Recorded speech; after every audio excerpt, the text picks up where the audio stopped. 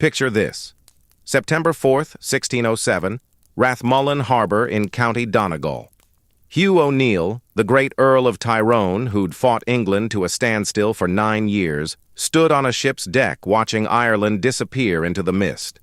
With him sailed nearly 100 of Ulster's most powerful Gaelic lords and their families, fleeing their ancestral homeland forever. This flight of the Earls marked the end of over 2,000 years of Gaelic civilization in Ireland. But how did a people who once dominated the British Isles, created Europe's finest illuminated manuscripts, and built a sophisticated legal system fall so completely? To understand that tragedy, we need to travel back over 2 millennia to the forests of Bronze Age Europe, where the Gaelic story truly began. Around 1200 BC, as Mediterranean civilizations collapsed into chaos, something remarkable was happening in Central Europe's temperate forests. The Urnfield culture, named for their practice of cremating the dead and placing ashes in ceramic urns, represented the earliest identifiable ancestors of Celtic peoples. These weren't primitive barbarians.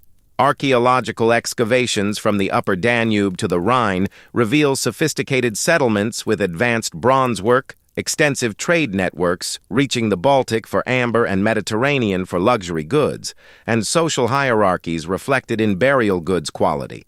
Their craftsmen produced elaborate swords and spearheads that would become hallmarks of Celtic metalwork for centuries. Their houses, rectangular timber-framed structures with thatched roofs, could accommodate extended families and livestock.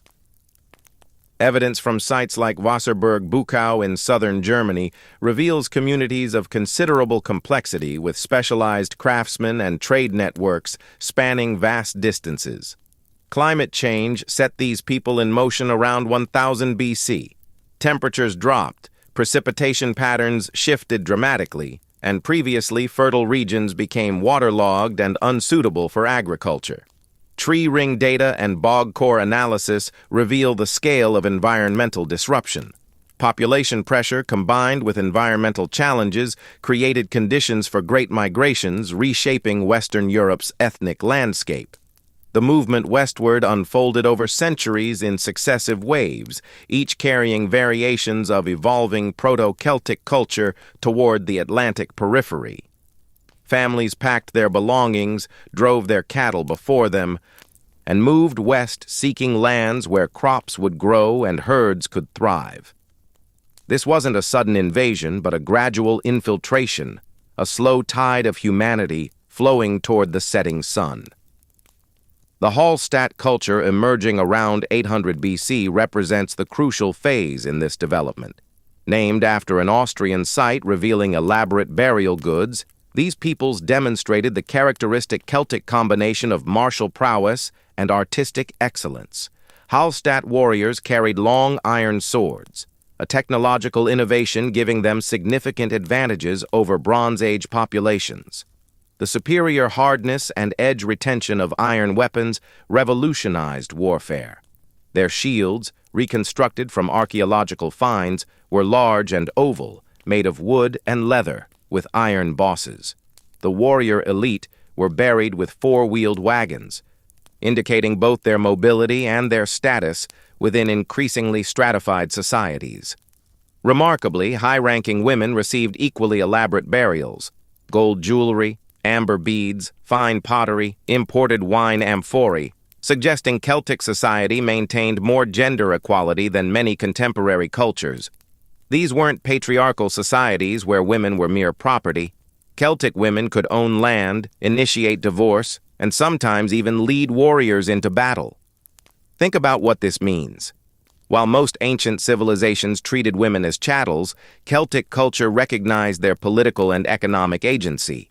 This tradition would persist into historical times when Irish and Scottish queens wielded real power, not just ceremonial authority. But the transformation was far from complete.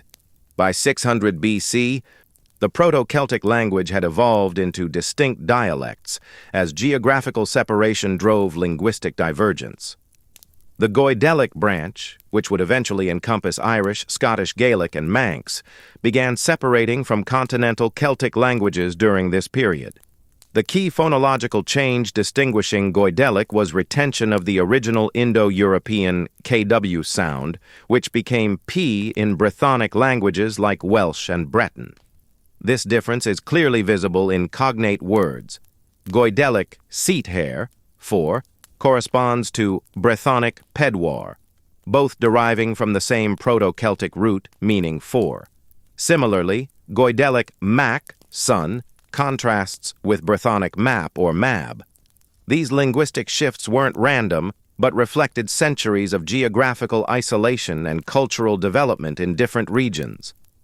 The Latin culture flourishing from approximately 450 BC marked the final continental Celtic phase before expansion into the British Isles. Named after a Swiss site where distinctive metalwork was first identified, Latin artistic style represented revolutionary departure from earlier geometric traditions. The flowing curvilinear designs, intricate spirals, and stylized animal forms characterizing Latin art would become one of Celtic culture's most recognizable features, influencing artistic expression for millennia. Their craftsmen created objects of breathtaking beauty: bronze mirrors with elaborate engraved backs, horse harnesses decorated with enamel and coral, ceremonial shields featuring raised relief designs that served no practical defensive purpose but proclaimed their owners' wealth and status. Latin warriors fought with long iron swords, designed for slashing rather than thrusting, typically 70-80 centimeters in length, with blades that could cleave through bone and sinew in a single stroke. Their oval shields bore intricate decorative patterns, often featuring stylized faces or abstract designs that may have held spiritual significance. Archaeological evidence from sites like Gundestrup in Denmark, where a magnificent silver cauldron depicts Celtic warriors and deities, provides detailed information about their appearance and equipment. Warriors wore chainmail armor, an innovation that gave Celtic armies significant advantages in combat. The interlocking iron rings could stop sword cuts and spear thrusts that would penetrate leather or textile armor.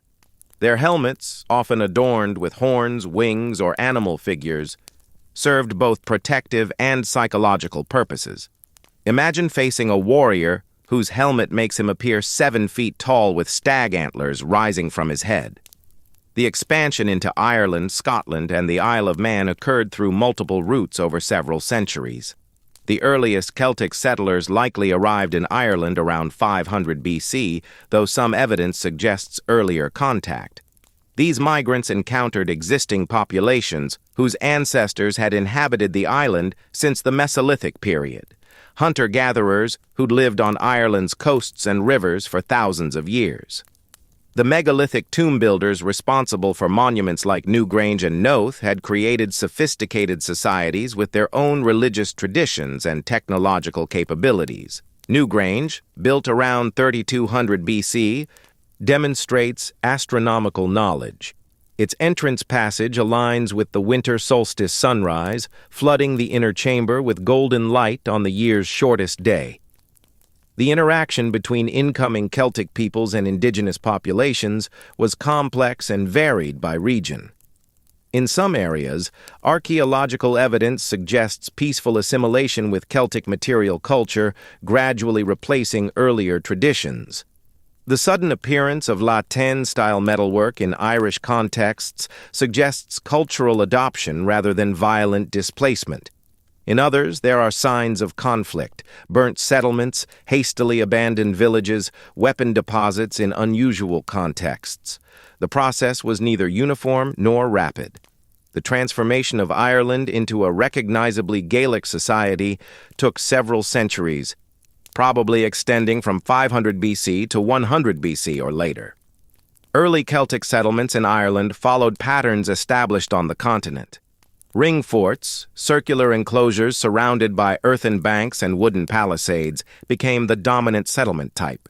These structures housed extended families and their livestock, typically occupying areas of 1 to 3 acres.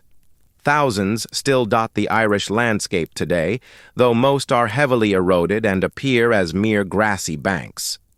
The larger examples demonstrate impressive defensive capabilities. Dún Aongasa on the Aran Islands exemplifies the engineering prowess of Iron Age builders. Its massive stone walls, rising up to 18 feet high, enclose a promontory fort perched on sheer cliffs, dropping 300 feet to the Atlantic below. Approaching the fort required crossing fields of chevaux de frise, thousands of pointed stones set upright to break up attacking formations and impede cavalry. Material culture from these early settlements reveals the gradual development of distinctly Irish Celtic traditions. Pottery styles evolved from continental prototypes but incorporated local innovations, smoother surfaces, different decorative motifs, forms adapted to Irish cooking practices. Metalworking, particularly in bronze and iron, reached extraordinary levels of sophistication. The broider gold collar, dating to the 1st century BC, exemplifies Irish Celtic craftsmen's technical mastery and artistic vision. This masterpiece of goldsmithing features intricate rope decoration achieved through granulation technique, applying hundreds of tiny gold spheres to the surface, each requiring precise temperature control during soldering. The collar weighs over 200 grams of pure gold, hammered thin and worked into elaborate patterns that would take a master craftsman months to complete. Its discovery alongside other gold objects in a hoard suggests ritual deposition, valuable objects deliberately buried as offerings to the gods. Burial practices provide crucial insights into early Gaelic communities' religious beliefs and social organization. The tradition of individual inhumation, often accompanied by weapons, jewelry, and other grave goods, replaced earlier collective burial practices. High-status individuals were interred with elaborate assemblages reflecting their roles in life. Warriors received swords, spears, and shields, sometimes deliberately bent or broken to kill the weapons so they could accompany their owners to the afterlife. Craftsmen were buried with their tools, blacksmiths with hammers and tongs, potters with smoothing stones, jewelers with their finest creations. Women of rank were accompanied by jewelry, mirrors, and other personal items that reflected their status within households and communities. The expansion into Scotland followed similar patterns, but faced different challenges. The northern regions of Britain were inhabited by Pictish peoples who had developed their own sophisticated culture over millennia. The Celtic settlement of Scotland was concentrated initially in the western regions and islands, where geographical barriers provided natural defensive positions. The sea locks cutting deep into Scotland's west coast created hundreds of isolated valleys and peninsulas where small communities could establish themselves with minimal interference from neighbors. The kingdom of Dál Riata, established by Irish settlers in the 6th century AD, represents the culmination of this early expansion, though Celtic influence in Scotland had been growing for centuries before this formal political development.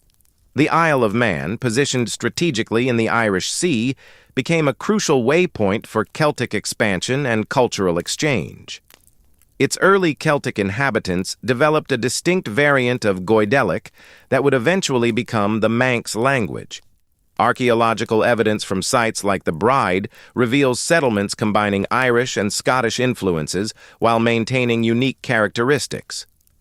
The island's position made it a natural meeting point for traders, raiders, and settlers moving between Ireland, Scotland, Wales, and northern England. The formation of distinct Gaelic cultural identities was a gradual process extending well into the historical period.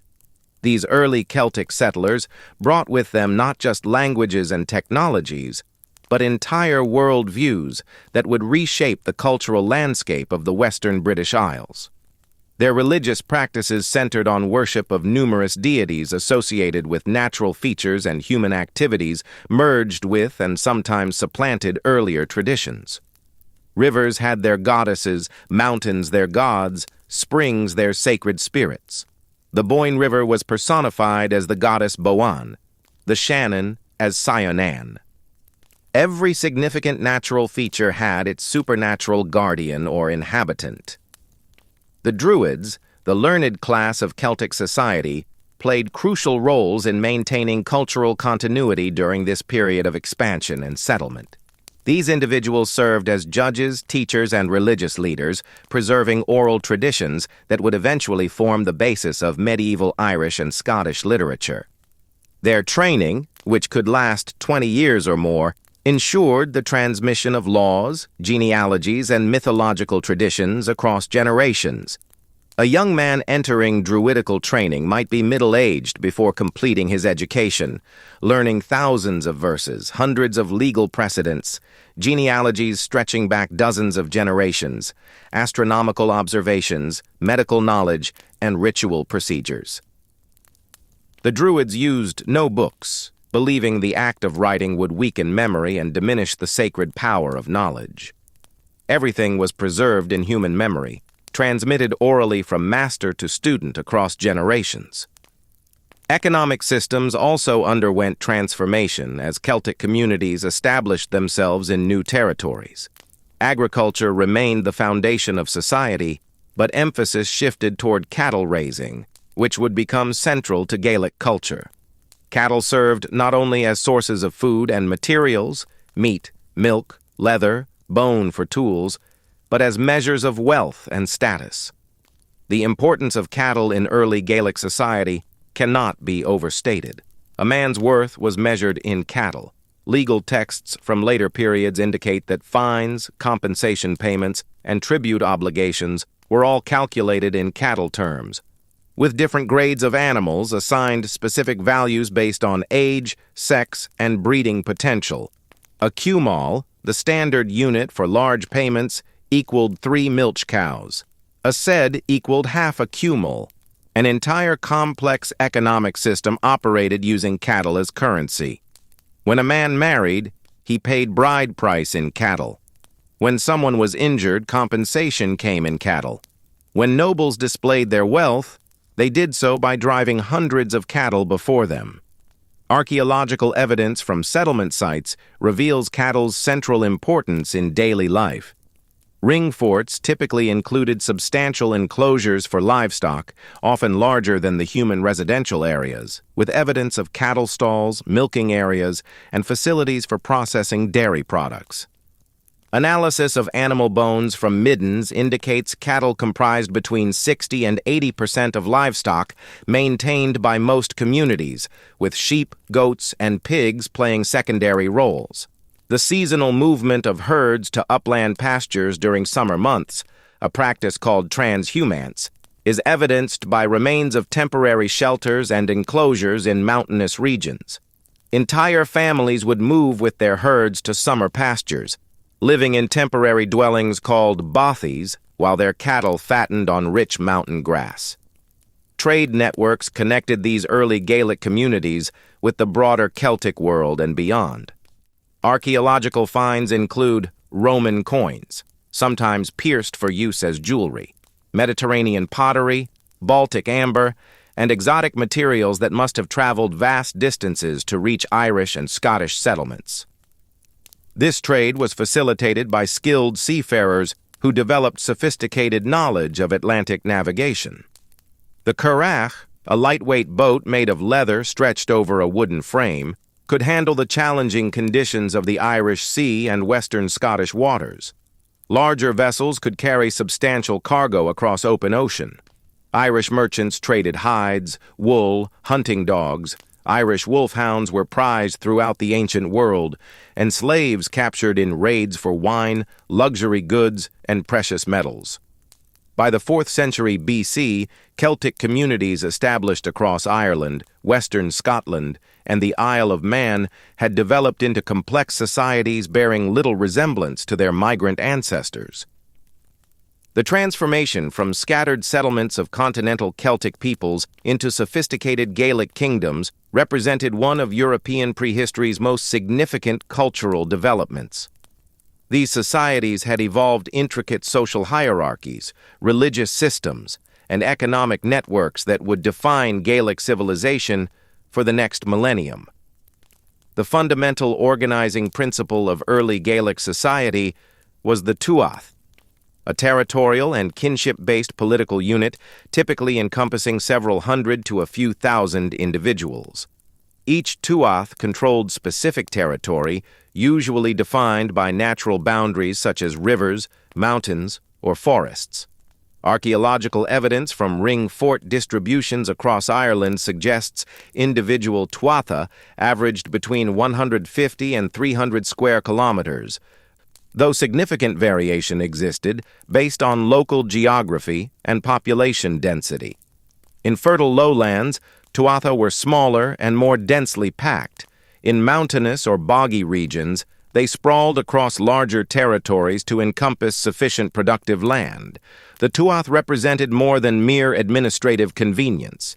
It embodied the intersection of kinship, territory, and political authority characterizing Gaelic social organization.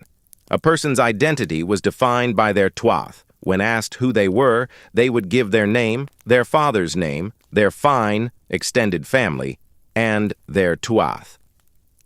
Within each tuath, society was rigidly stratified into distinct classes, each with specific rights, obligations, and legal status defined in elaborate detail by Brehon law.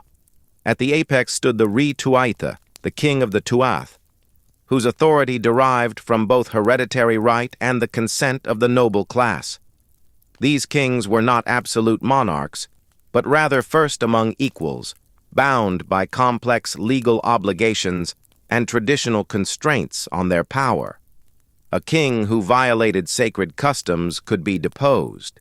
A king who failed to provide protection could lose his followers' loyalty. Archaeological evidence from high-status burials of this period reveals the material wealth associated with royal status: elaborate bronze, torques of twisted gold weighing several pounds, imported wine amphorae from the Mediterranean world, and weapons of exceptional craftsmanship decorated with gold and enamel inlay. But true power in Gaelic society was more complex than simple hierarchy. Below the king ranked the flaith, the noble class providing the tuath's warrior elite and administrative leadership.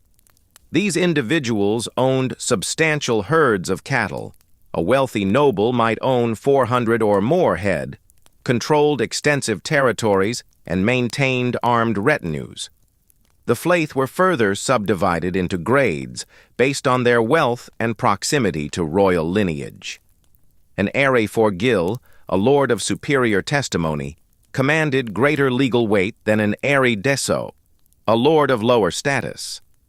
Archaeological evidence from sites like Rathcreggan in County Roscommon demonstrates the material culture associated with this class.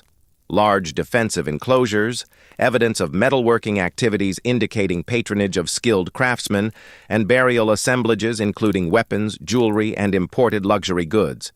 The Sele or free farmers formed tuath society's backbone.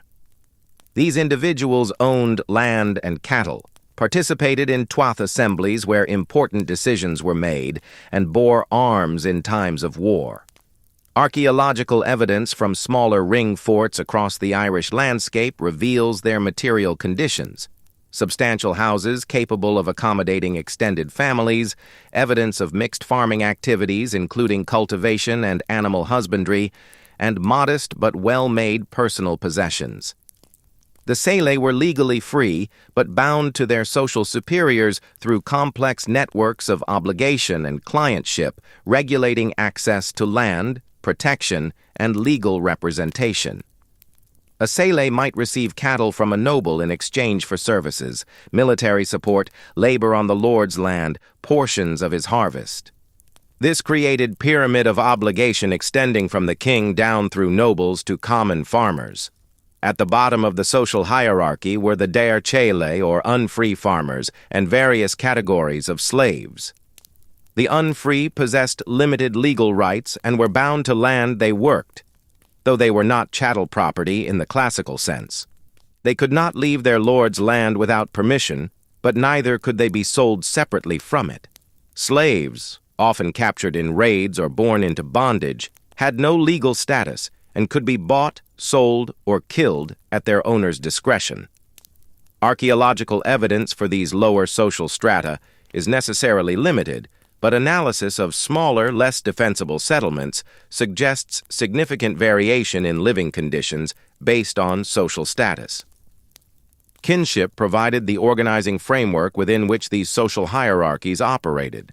Gaelic society was structured around patrilineal descent groups called fine, tracing ancestry back 4 generations to a common male ancestor. The fine functioned as a corporate group with collective responsibility for members' actions, shared ownership of certain properties, and mutual obligations of support and protection. If a member of your fine committed a crime, you shared responsibility for paying compensation. If someone injured a member of your fine, you shared in the compensation received. This created powerful incentives for fine members to regulate each other's behavior and support each other in disputes. The Derb fine, or true family, consisted of all male descendants of a common great-grandfather and their dependents.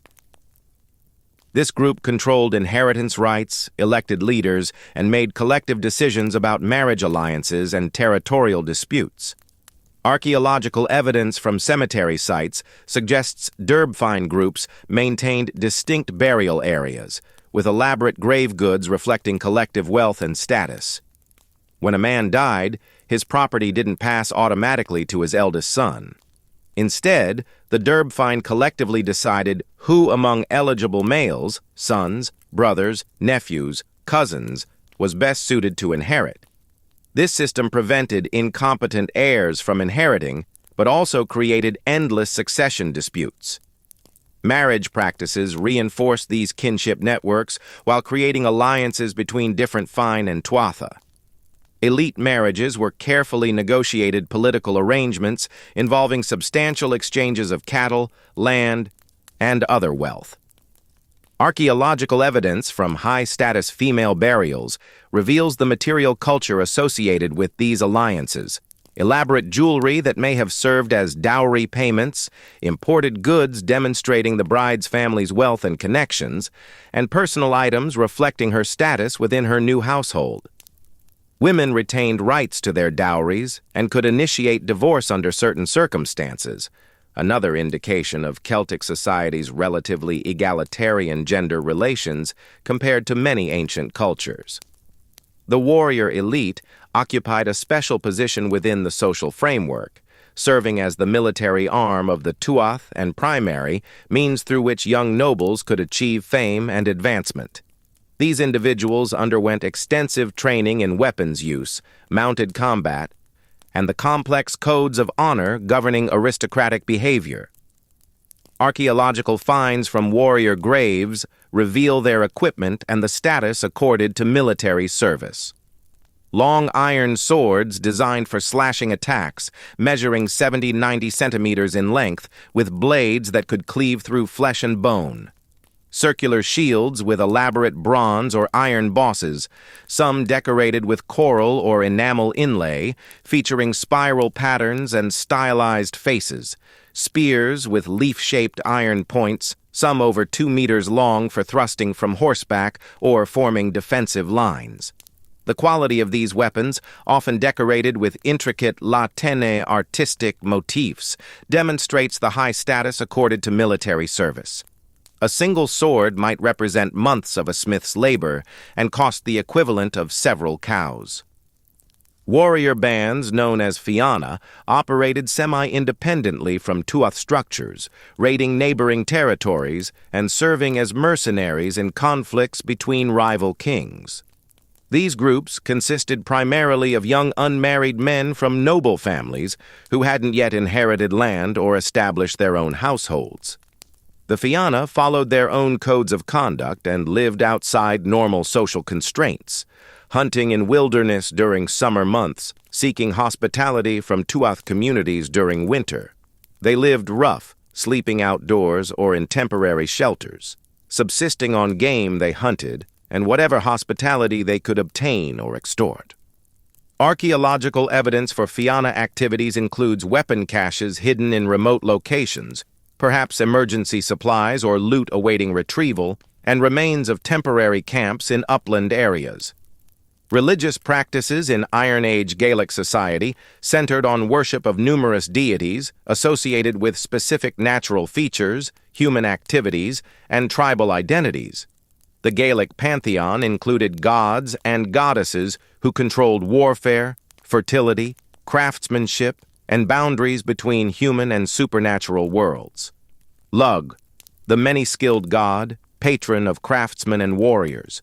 The Dagda, the good god, associated with abundance and strength. The Morrigan, the phantom queen, goddess of war who appeared as a crow on battlefields. Brigid, goddess of poetry, smithcraft, and healing, later Christianized as Saint Our Brigid, but retaining many pagan attributes. Archaeological evidence from ritual sites across Ireland and western Scotland reveals material expressions of these beliefs. Votive deposits in lakes and bogs provide some of the most dramatic evidence for Gaelic religious practices. Lakes, rivers, and bogs throughout Ireland and Scotland have yielded thousands of weapons, jewelry, and valuable objects deliberately deposited as offerings to the gods. The Lisnacrogher Crannog in County Antrim produced remarkable assemblages of Latin metalwork, swords, spears, decorative items systematically deposited over several centuries. These weren't accidental losses. The objects were deliberately bent or broken, killed like the weapons in warrior burials before being cast into water. Some deposits include complete sets of armor and weapons worth years of a craftsman's labor. The willingness to sacrifice such valuable possessions demonstrates both the wealth of Gaelic communities and their commitment to maintaining right relationships with supernatural forces. The Druids formed the intellectual and spiritual elite of Gaelic society, serving as priests, judges, teachers, and advisors to kings. Their training could extend for 20 years or more, involving memorization of vast quantities of oral tradition, laws, genealogies, religious formulas, mythological narratives. A druid needed to master hundreds of poems, dozens of legal precedents, complex genealogies tracing noble families back to legendary ancestors, astronomical observations for determining proper times for rituals and planting, medical knowledge including herbal remedies and surgical procedures, and the proper procedures for countless religious ceremonies. The Druids maintained no written records, believing the act of writing would weaken memory and diminish the sacred power of their knowledge. Archaeological evidence for Druidical activities is necessarily indirect, but ritual sites often contain evidence suggesting complex ceremonies, arrangements of stones forming astronomical alignments, elaborate structures that may have been temples or meeting places, and deposits of valuable objects following specific patterns. Sacred landscapes played crucial roles in Gaelic religious practice. Natural features such as springs, lakes, mountains, and forests were believed to be inhabited by supernatural beings and served as focal points for religious activities. Springs were particularly sacred, the boundary between upper and lower worlds where water emerged from mysterious underground realms. The Hill of Tara in County Meath exemplifies the development of ceremonial centers combining natural sanctity with human construction. Archaeological excavation at Tara has revealed multiple activity phases spanning several centuries, including ritual burials, ceremonial structures, and evidence of large gatherings involving multiple tuatha. The Mound of the Hostages, a passage tomb dating to the Neolithic period, was transformed into a symbol of royal authority by Celtic kings. The Leah File, or Stone of Destiny, stood at Tara's ceremonial landscape center, where tradition claimed it would cry out when touched by Ireland's rightful king. Medieval Irish texts describe elaborate inauguration ceremonies conducted at Tara, ritual marriages between kings and sovereignty goddesses, consumption of sacred meals, recitation of genealogies connecting new rulers to mythical ancestors. But while Gaelic civilization flourished in Ireland and western Scotland, dramatic events were unfolding on the European continent that would eventually bring Gaelic peoples into contact with history's greatest military power. Julius Caesar's campaigns in Gaul between 58 and 50 BC provided Rome with its first systematic intelligence about Celtic Britain and Ireland. During his siege of the Veneti in 56 BC, Caesar noted these skilled Atlantic sailors maintained regular contact with communities across the Channel, carrying warriors, supplies, and intelligence between Gaul and Britain. The Veneti fleet, with its leather sails and iron anchor chains designed for Atlantic conditions, demonstrated the maritime capabilities connecting the Celtic world across vast distances. Caesar's own reconnaissance missions to Britain in 55 and 54 BC, though limited in scope and duration, provided crucial intelligence about the island's inhabitants, resources, and military capabilities. His accounts describe British warriors who fought from chariots, a practice that had disappeared from continental Celtic warfare generations earlier. These vehicles, drawn by small but hardy horses, carried a driver and a warrior who would leap down to fight on foot while the chariot remained nearby for rapid retreat or repositioning. Archaeological evidence from sites like Lyn Carrig Bach in Anglesey has yielded chariot fittings and horse gear confirming Caesar's descriptions: bronze bridle bits, decorated turrets through which reins passed, iron tires from chariot wheels. The intelligence Caesar gathered extended beyond military matters to encompass economic and social structures of British Celtic society. His reports noted the island's mineral wealth, particularly tin deposits in Cornwall and silver mines in Wales, resources that would later attract sustained Roman attention. Caesar observed that British communities were more densely populated than their Gaelic counterparts, with extensive agricultural systems supporting large settlements. His accounts of British Druids traveling to Gaul for advanced training established the intellectual connections linking Celtic communities across the Channel. More significantly for Gaelic history, Caesar's intelligence networks began gathering information about Ireland, which the Romans called Hibernia. Through interrogation of prisoners, merchants, and refugees, Roman commanders learned of a large island to the west of Britain inhabited by fierce warriors who had never submitted to any foreign power. These early reports described Ireland's fragmented political structure, numerous small kingdoms constantly engaged in cattle raids and territorial disputes. Roman geographers like Strabo would later compile this intelligence into more systematic accounts, describing Ireland as roughly half the size of Britain and inhabited by peoples even more savage than the Britons, a characterization reflecting Roman prejudices rather than reality. The role of Gaelic mercenaries in continental Celtic resistance movements became increasingly significant as Roman pressure intensified across Gaul. Irish and Scottish warriors, renowned for their ferocity and skill with traditional Celtic weapons, served in the armies of Gallic leaders like Vercingetorix during the Great Rebellion of 52 BC. Archaeological evidence from the Siege of Alesia includes weapons and personal ornaments matching styles found in Ireland and western Scotland, suggesting warriors from these regions participated in the final desperate resistance to Roman conquest.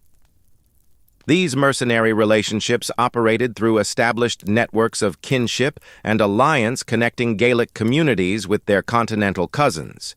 Warriors from prominent Irish families would spend years serving in Gallic armies, gaining experience in large-scale warfare, very different from the cattle raids and small-scale conflicts characterizing Irish warfare, while earning wealth and reputation, enhancing their status upon returning home.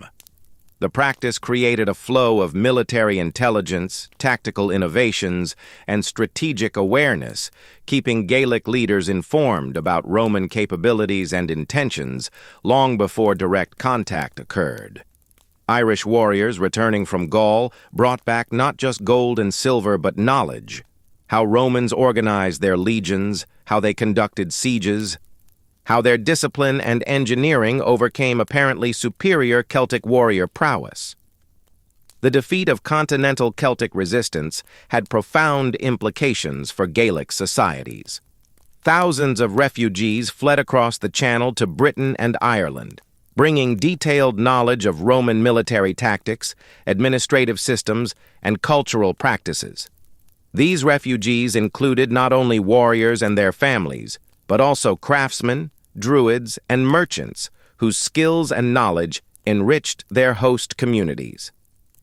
Archaeological evidence from Irish sites dating to the 1st century AD shows sudden increases in the quality and quantity of metalwork, suggesting refugee craftsmen brought advanced techniques and possibly new tools to Irish workshops. The influx of continental expertise contributed to what would become a golden age of Irish metalworking.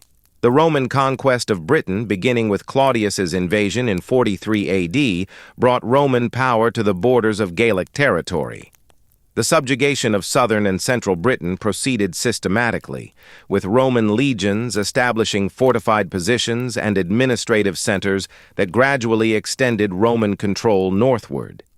By 78 AD, Roman forces under Agricola had reached the borders of Caledonia, the region that would later become Scotland, where they encountered fierce resistance from peoples the Romans called Caledonians.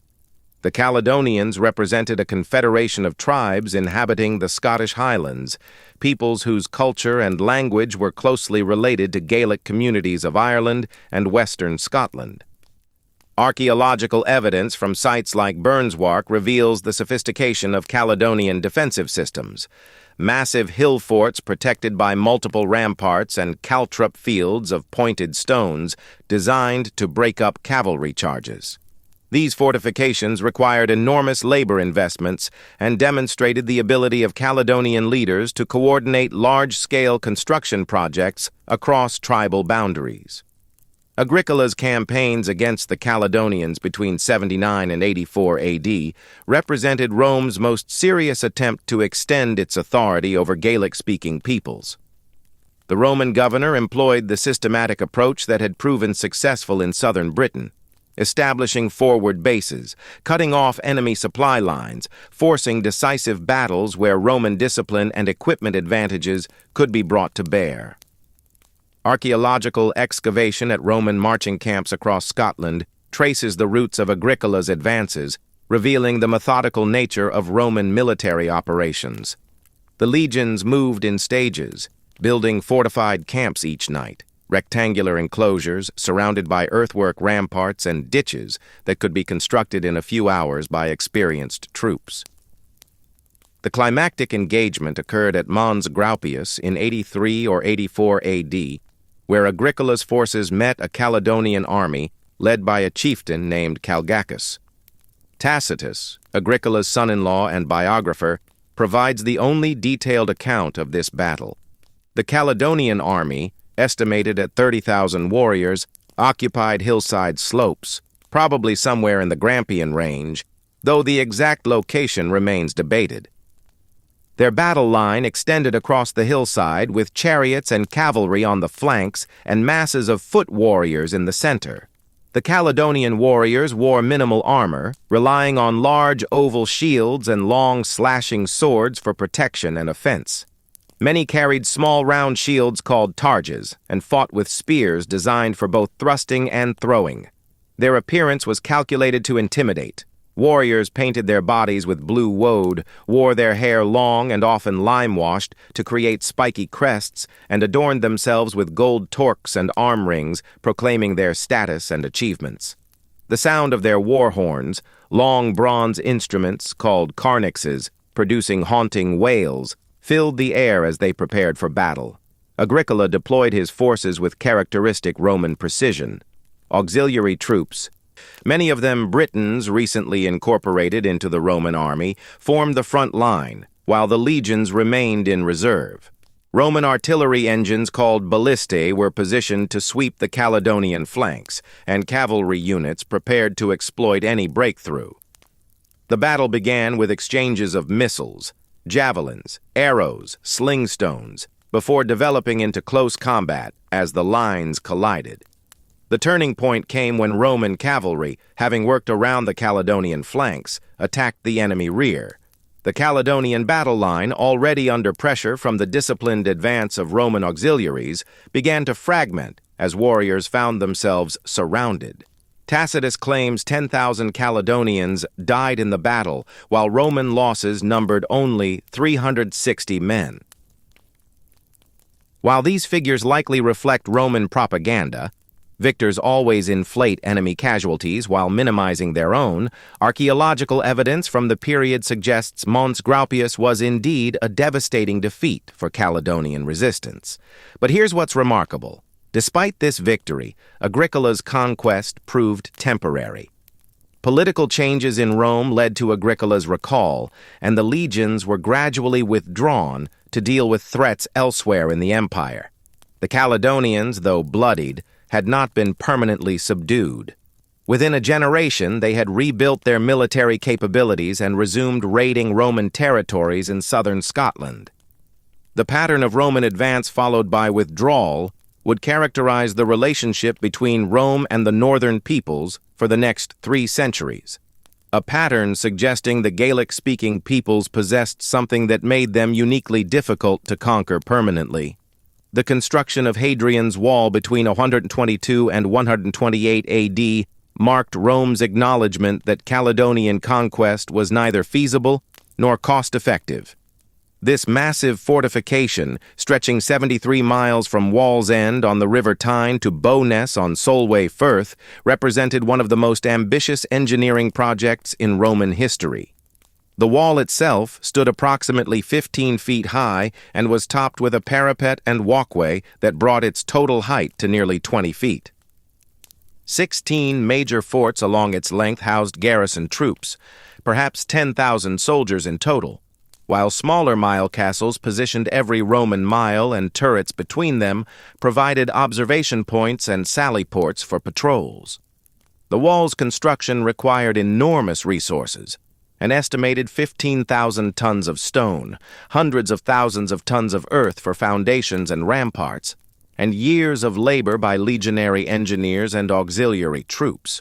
The eastern sections were built of dressed stone with a rubble core, while western portions were initially constructed of turf and timber before being rebuilt in stone. The engineering challenges were immense, particularly where the wall crossed rivers and traversed the rocky crags of the Windsill Escarpment. Archaeological evidence reveals the sophisticated nature of the wall's defensive systems. The vallum, a mysterious earthwork consisting of a central ditch flanked by 2 mounds, ran parallel to the wall for most of its length. This feature may have served as a military boundary controlling access to the wall zone and preventing unauthorized movement between Roman territory and the unconquered north. The discovery of writing tablets at Vindolanda, one of the wall's forts, provides intimate details of garrison life and reveals the constant vigilance required to maintain the frontier. Letters between officers complain about inadequate supplies, report on patrol activities, describe dealings with native peoples. One famous tablet records a birthday party invitation, evidence of normal social life continuing even in this remote military zone. The tablets reveal that garrison troops came from all over the empire: Batavians from the Rhine Delta, Asturians from Spain, Tungrians from Gaul, and they dealt with local Britons through a mixture of trade, diplomacy, and force. The Antonine Wall, built around 142 AD during a brief Roman re-advance into Scotland, demonstrated the temporary nature of Roman gains in Caledonian territory. This turf and timber fortification stretched 37 miles between the Forth and Clyde estuaries, establishing a new frontier approximately 100 miles north of Hadrian's Wall. Archaeological investigation has revealed 19 forts along its length, connected by a military road and supported by a series of fortlets and signal stations. The Antonine Wall's construction involved different challenges from its stone predecessor. Built primarily of turf blocks laid on a stone foundation, the wall stood approximately 12 feet high and was fronted by a substantial ditch. The abandonment of the Antonine Wall around 162 AD, after only 20 years of occupation, marked the end of sustained Roman attempts to conquer Caledonia. The withdrawal was probably precipitated by renewed Caledonian resistance and the need for troops elsewhere in the empire. Archaeological evidence suggests the retreat was conducted in good order, with valuable equipment removed, and installations deliberately demolished to prevent their use by enemies. The peoples who successfully resisted Roman expansion included not only the Caledonians, but also the mysterious Picts. whose relationship to Gaelic-speaking populations remains a subject of scholarly debate. Pictish territory extended across much of northern and eastern Scotland, encompassing regions where distinctive symbol stones and archaeological remains attest to a sophisticated culture with its own artistic traditions and political organization. The Pictish language appears to have been Celtic, possibly related to Brythonic rather than Gaelic, though the evidence remains fragmentary and controversial. Pictish military capabilities clearly impressed Roman commanders, who described them as formidable opponents skilled in guerrilla warfare and capable of coordinating large-scale operations across tribal boundaries. Their use of painted body decoration gave them their Roman name Picti, meaning painted people, though they called themselves something else entirely, their native name lost to history. Archaeological evidence from Pictish hill forts reveals sophisticated defensive systems and evidence of metalworking capabilities producing weapons and ornaments of high quality. The relationship between Picts and Gaels was complex, involving both conflict and cooperation depending on circumstances. In some periods, they united against Roman threats. In others, they fought each other for territory and resources. Ireland's position as the only major Celtic region to remain completely unconquered by Rome was both a source of strength and a burden for Gaelic civilization. The island served as a refuge for Celtic culture, preserving traditions, languages, and social systems that disappeared elsewhere under Roman influence. Irish monasteries would later become centers for the preservation of classical learning during the early medieval period. But during the Roman centuries, Ireland remained largely isolated from the intellectual and technological developments occurring in Romanized Britain and Gaul. Roman knowledge of Ireland remained limited throughout the imperial period, based primarily on second-hand accounts from traders, refugees, and occasional diplomatic contact. Tacitus claimed that Agricola had considered invading Ireland, believing it could be conquered and held by a single legion. But this assessment likely reflected Roman ignorance of Irish geography and military capabilities rather than realistic strategic planning. The logistical challenges of mounting a successful invasion across the Irish Sea, combined with fierce resistance Roman forces had encountered from Celtic peoples elsewhere, made such an enterprise extremely risky. Archaeological evidence suggests that Roman material culture did reach Ireland through trade and diplomatic exchange, even without direct conquest. Roman coins, pottery, and metalwork appear at Irish sites, particularly in eastern regions closest to Roman Britain. Some Irish kings may have sought Roman recognition or support in conflicts with rivals, following patterns established elsewhere in the Celtic world. However, these contacts remained limited and didn't result in the systematic Romanization transforming Celtic societies in Gaul and southern Britain. The absence of Roman conquest allowed Irish Gaelic society to continue developing along traditional lines, maintaining the Tuath system, druidical traditions, and warrior culture that had emerged during the Iron Age. This continuity would prove crucial for the preservation of Celtic legal systems, mythological traditions, and artistic styles that would later influence medieval European culture. The great Irish legal texts, the Brehon Laws, preserve social and legal concepts that had disappeared from Romanized Celtic territories, providing modern scholars with invaluable insights into pre-Roman Celtic civilization. These laws regulated everything from the honor price of different social classes to the proper compensation for various injuries, from marriage contracts to the division of inheritance, from the responsibilities of kings to the rights of poets. But while Ireland remained free from Roman political control, it would not remain isolated from the most important cultural development of the late Roman period, the spread of Christianity. The withdrawal of Roman legions from Britain in 410 AD created a power vacuum that would fundamentally transform the relationship between Gaelic and Romano-British societies. As imperial administration collapsed and Germanic tribes established kingdoms across former Roman territories, Ireland emerged from its centuries of relative isolation to become an unexpected center of Christian learning and missionary activity. The transformation of Gaelic society from a collection of warrior kingdoms practicing traditional Celtic religions to the most Christianized region in Western Europe represents one of the most remarkable cultural revolutions in medieval history. The process of Christianization in Gaelic lands began not with dramatic conversion events, but through gradual contact with Christian communities in Roman Britain and Gaul. Archaeological evidence from 5th century Irish sites reveals increasing quantities of Mediterranean pottery, suggesting trade relationships that likely facilitated the spread of Christian ideas alongside material goods. Christian symbols begin appearing on Irish metalwork during this period, often incorporated into traditional Latin artistic motifs in ways suggesting syncretic religious practices rather than complete abandonment of older beliefs. A brooch might feature a cross alongside traditional spiral designs. A sword pommel might combine Christian and pagan symbols. This wasn't confusion or ignorance, it was deliberate synthesis, people finding ways to reconcile new beliefs with ancestral traditions.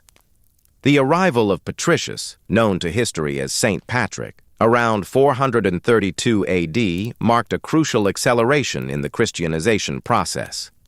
Though the historical Patrick bears little resemblance to the legendary figure of later hagiography, his own writings provide rare contemporary testimony about the challenges facing Christian missionaries in 5th century Ireland. Born into a Romano-British Christian family, probably in Western Britain or Wales, Patrick experienced slavery in Ireland as a young man before escaping and receiving religious training in Gaul. His own writings, the Confessio and the Letter to Coroticus, reveal a man deeply committed to his mission, but constantly battling both external opposition and internal doubts. Patrick's mission strategy focused on converting kings and noble families, understanding that Christianity would spread most effectively through existing social hierarchies rather than popular movements among lower classes. This wasn't cynicism. It was practical recognition of how power operated in Gaelic society. If the king converted, his tooth would likely follow. If the king remained pagan, Christianity would remain a marginal foreign cult. Archaeological evidence from sites associated with early Christian activity, such as the Royal Centre at Cashel in County Tipperary, reveals the construction of churches within or adjacent to traditional royal enclosures. These locations demonstrate how Christian missionaries adapted their approach to existing power structures, establishing churches under royal patronage rather than challenging established political authorities. The conversion process was neither uniform nor complete during Patrick's lifetime. Traditional Irish religious practices centered on Druids and the worship of natural deities continued alongside Christian observances in many regions. Archaeological excavation at ritual sites like the Hill of Tara reveals evidence of continued pagan ceremonies well into the 6th century, with Christian symbols gradually being incorporated into traditional religious contexts. This syncretism is particularly evident in early Christian art, where Celtic spirals and interlaced patterns merge with Christian iconography to create distinctive hybrid forms. The establishment of monastic communities represented the most significant institutional innovation of early Irish Christianity. Unlike the episcopal structure that dominated Christian organization in Roman territories, Irish Christianity developed around monasteries founded by charismatic holy men who attracted followers through their reputation for sanctity and learning. These communities, known as parouchia, often controlled extensive territories and exercised both spiritual and temporal authority over surrounding populations. Clonmacnoise, founded by St. Kieran around 544 AD on the banks of the River Shannon, exemplifies the development of major Irish monastic centers. Archaeological investigation has revealed the evolution of the site from a simple hermitage to a complex of churches, workshops, and residential buildings that housed hundreds of monks and lay workers.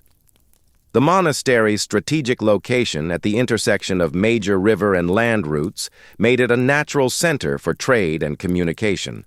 while its workshops produced manuscripts, metalwork, and other goods that were distributed across Ireland and beyond.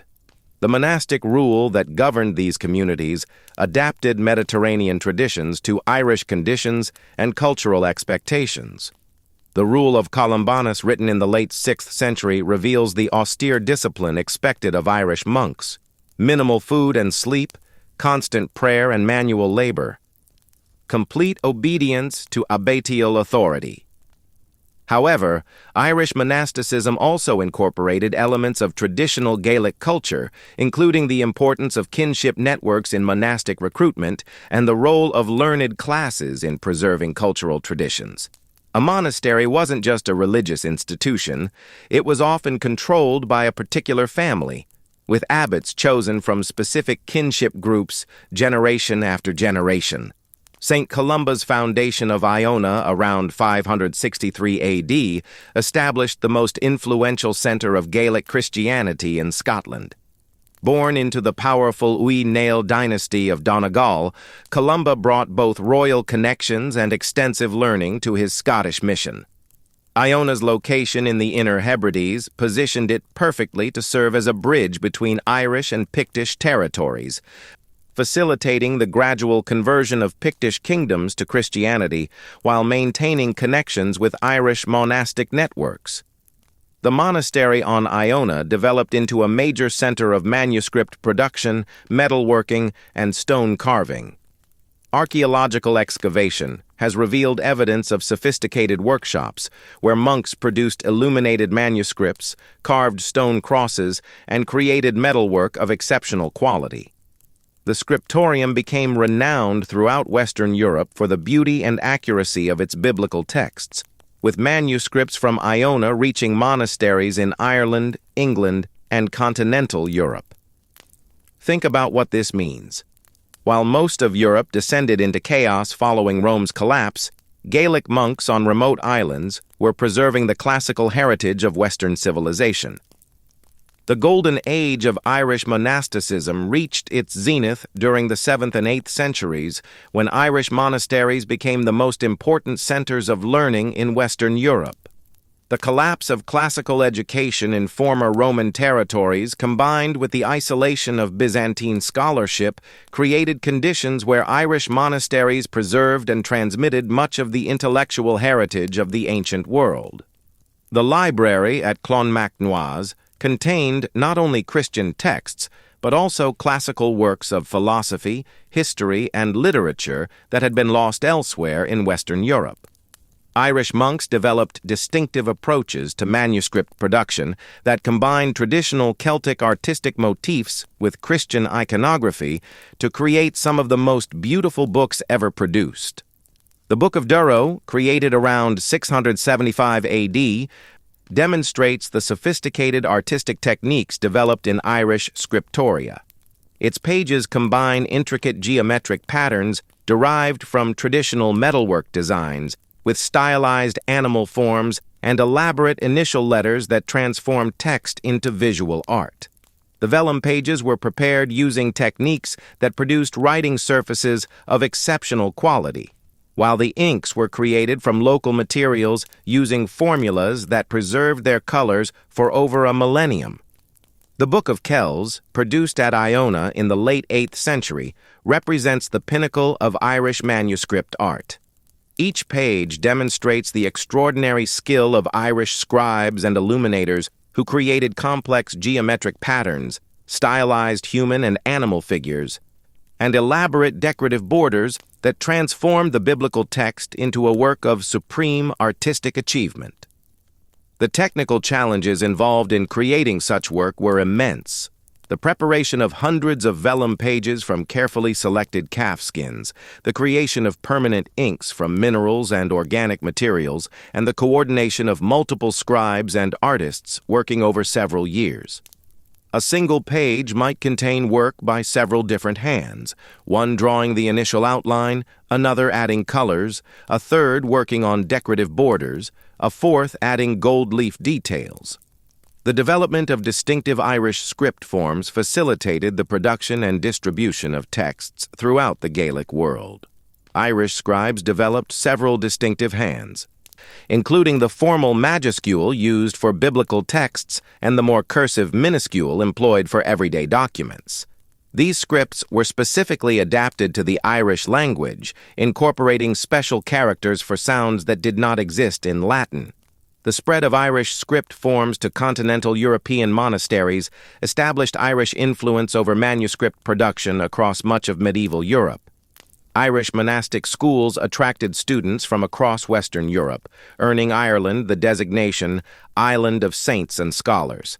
The curriculum at major Irish monasteries included not only Christian theology, but also classical literature, mathematics, astronomy, and natural philosophy. Irish scholars developed innovative approaches to education that emphasized critical thinking and textual analysis, producing graduates who became influential teachers and administrators throughout medieval Europe. The reputation of Irish learning was such that kings and nobles from England, Gaul, and Germany sent their sons to be educated in Irish monasteries. The preservation of classical learning in Irish monasteries occurred through systematic copying and commentary projects that maintained texts lost elsewhere. Irish scholars created extensive commentaries on classical authors, preserving not only the original texts, but also sophisticated analyses of their meaning and significance. The Irish commentary tradition on Virgil, for example, preserves interpretations and textual variants that provide crucial insights into how classical literature was understood in the early medieval period. The development of distinctive Gaelic Christian art forms represented a remarkable synthesis of traditional Celtic artistic traditions with Christian iconography and Mediterranean influences. Irish metalworkers created ecclesiastical objects of extraordinary beauty and technical sophistication, including chalices, reliquaries, and book covers that combined traditional techniques with Christian symbolism. The Ardagh chalice, discovered in County Limerick and dating to the 8th century, demonstrates the technical mastery achieved by Irish craftsmen. Its silver bowl, decorated with intricate gold filigree work and colored glass studs, required sophisticated metallurgical knowledge and artistic vision. High crosses, the massive stone monuments that began appearing at Irish monasteries during the 8th century, represent perhaps the most distinctive contribution of Irish Christianity to medieval art. These monuments, some standing over 20 feet high, were carved from single blocks of sandstone and decorated with complex programs of biblical scenes, geometric patterns, and inscriptions. The cross of Muiredaig at Monaster Boyce, erected in the early 10th century, displays the sophisticated iconographic programs developed by Irish sculptors. Its panels depict scenes from both Old and New Testaments arranged in complex theological relationships that demonstrate the advanced biblical scholarship of Irish monasteries. But while Irish monasteries flourished as centers of learning and culture, storm clouds were gathering on the horizon. The tranquil morning of June 15th, 795. AD shattered when dragon-prowed longships appeared on the horizon off the Antrim coast. Rathlin Island's monastery, perched on limestone cliffs overlooking the turbulent waters between Ireland and Scotland, had served as a beacon of Gaelic Christian learning for over 2 centuries. Its scriptorium housed precious manuscripts painstakingly created by generations of monks. Its workshops produced exquisite metalwork, chalices, reliquaries, brooches that combined technical mastery with artistic vision. Its treasury contained generations of accumulated wealth donated by pious kings and nobles. The Viking raiders, who beached their shallow-drafted vessels on the island's rocky shores, understood none of this cultural significance, but they recognized the glint of gold and silver adorning the monastery's altars and reliquaries. The attack on Rathlin represented the first recorded Viking raid on Irish territory, marking the beginning of a period that would fundamentally transform Gaelic society. The raiders, likely originating from western Norway's fjords, had perfected their maritime technology during generations of coastal raiding in the North Sea and Atlantic approaches. Their longships, constructed with overlapping oak planks secured by iron rivets using sophisticated clinker-built techniques, could navigate both open seas and shallow rivers with equal facility. The largest vessels stretched over 90 feet in length and could carry crews of 60 to 80 warriors, while smaller boats accommodated raiding parties of 20 to 30 men. The Vikings who descended upon Rathlin wore distinctive battle gear that reflected both their martial culture and their growing wealth from successful raids. Iron helmets, often reinforced with bronze strips and featuring protective nose guards, covered heads that bore the long braided hair characteristic of Scandinavian warriors. Their round shields, constructed from linden wood planks bound with iron rims, displayed painted designs that identified individual warriors and their regional origins: red and white quarters, yellow crosses on blue fields, geometric patterns unique to particular crews. Double-edged swords with pattern-welded blades, forged by repeatedly folding and hammering layers of iron and steel to create weapons of exceptional strength and flexibility, hung from leather baldricks, while long-hafted axes served as both weapons and tools for breaking down monastery doors and prying apart stone walls in search of hidden treasures. The monastery's defenders, primarily Irish monks with limited military training, could offer little resistance against seasoned Viking warriors. The raiders systematically looted the church buildings, seizing chalices, book covers, reliquaries, and any other objects containing precious metals. Manuscripts were scattered and trampled, their vellum pages valued only for the gold leaf that decorated their illuminated initials. Monks had spent years creating these books, carefully preparing vellum, mixing inks, copying texts letter by letter, adding elaborate decorations. All this labor meant nothing to raiders who saw only potential loot. The human cost was equally devastating. Monks who resisted were killed outright, their blood staining the chapel floors. Others were taken as slaves to be sold in Scandinavian markets or ransomed back to their communities. The success of the Rathlin raid encouraged further Viking expeditions to Irish waters. Archaeological evidence from Norwegian burial sites of this period reveals Irish ecclesiastical objects that can only have been acquired through raiding activities. The Hohenhorde, discovered in Buskerud County, contained Irish bronze bowls, enamel-decorated brooches, and fragments of manuscript covers that had been melted down for their precious metal content. These finds demonstrate not only the extent of Viking raiding, but also the systematic nature of their approach to extracting wealth from Irish monasteries. The pattern established at Rathlin repeated across Ireland's coastline throughout the late 8th and early 9th centuries. Inishmurray, off the Sligo coast, suffered devastating attacks that left its round tower scarred with burn marks still visible today. The monastery at Skellig Michael, perched on its seemingly impregnable rocky Atlantic outcrop, proved vulnerable to Viking seamanship and determination. Even inland sites like Clonmacnoise, protected by miles of bogland and the broad Shannon, fell victim to raiders who had learned to navigate Ireland's river systems with their shallow-drafted vessels. The initial Viking raids targeted monasteries not merely because they contained portable wealth, but because they represented the most vulnerable concentrations of valuable goods in early medieval Ireland. Gaelic society's decentralized political structure meant that secular wealth remained dispersed among numerous royal centers, each protected by warrior bands and defensive fortifications. Monasteries, by contrast, had accumulated centuries of donations while maintaining minimal military defenses, making them attractive targets for raiders seeking maximum profit with minimal risk. Imagine being a monk at Clonmacnoise, hearing the alarm, dragon ships on the Shannon. You grab the most precious manuscripts, maybe the Ardagh chalice, and run for the round tower. You climb the ladder, pull it up behind you. Below, you hear screams, the crash of breaking doors, the crackle of flames. You've saved some treasures, but lost brothers you've lived with for decades, and you know they'll be back. The psychological impact of these early raids extended far beyond their immediate material damage. Irish chronicles of the period described Vikings as divine punishment for the sins of the faithful, while others interpreted the attacks as signs of approaching apocalypse.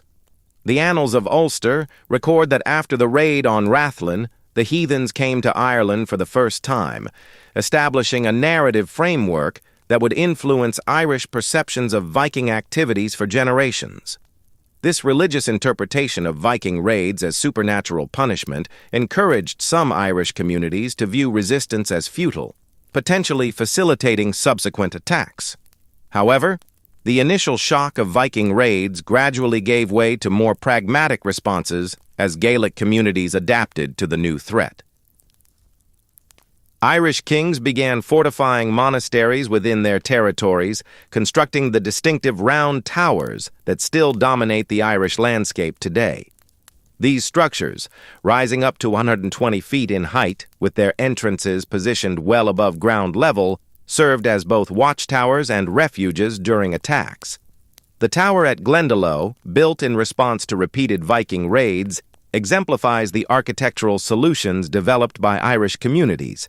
Its conical stone cap could accommodate signal fires visible for miles, warning surrounding communities of approaching danger, while its internal chambers provided secure storage for precious objects and manuscripts during raids. The construction of round towers required sophisticated engineering knowledge and substantial labor investments that could only be mobilized by wealthy monastic communities with royal support. The towers at Clonmacnoise and Monaster Boyce demonstrate the advanced masonry techniques employed by Irish builders. Their walls, constructed from carefully dressed sandstone blocks, tapered from foundations over 4 feet thick to tops barely 2 feet wide. Internal wooden floors supported by stone corbels divided the towers into multiple levels connected by narrow spiral staircases carved into the wall thickness. The entrance doors, positioned 10 to 15 feet above ground, could only be accessed by ladder, which defenders could pull up during attacks. The defensive measures adopted by Irish monasteries extended beyond architectural innovations to include development of early warning networks that connected vulnerable communities across wide geographical areas. Beacon systems utilizing hilltop signal fires could transmit warnings of approaching Viking fleets across entire regions within hours of their first sighting. The Hill of Howth, commanding Dublin Bay, became a crucial observation point where Irish watchers could detect Viking ships while they were still hours away from potential targets along the coast. Irish metalworkers responded to the Viking threat by developing new techniques for concealing valuable objects. The practice of burying ecclesiastical treasures in remote locations became widespread, creating the hoards that modern archaeologists continue to discover across Ireland. The Derrynaflan hoard, buried sometime in the 9th century near a monastery in County Tipperary, contained a silver chalice, paten, and strainer of exceptional quality that had been carefully wrapped and hidden in a bog. The Ardagh chalice, discovered in similar circumstances, may have been buried to protect it from Viking raiders. Similar hoards from sites like Moyniah Lough demonstrate the systematic efforts made by Irish communities to protect their most precious possessions. The evolution of Viking activities in Ireland from seasonal raiding to permanent settlement represented a fundamental shift that would reshape the island's political and economic landscape.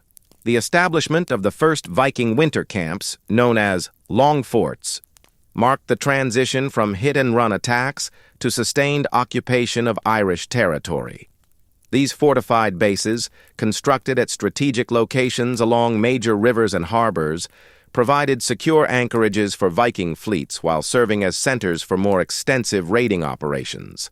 The Long Fort, established at Dublin around 841 AD, became the most significant Viking settlement in Ireland, evolving from a temporary winter camp into a major urban center that would dominate Irish sea trade for centuries. Archaeological excavation in modern Dublin has revealed the extensive timber fortifications that protected the early Viking settlement. The defenses consisted of earthen ramparts topped with wooden palisades, fronted by deep ditches that could be flooded from the nearby River Liffey. Within these fortifications, Archaeologists have uncovered evidence of workshops, residential areas, and warehouses that demonstrate Dublin's rapid development as a commercial center. The location chosen for Dublin reflected sophisticated understanding of Irish geography and trade patterns.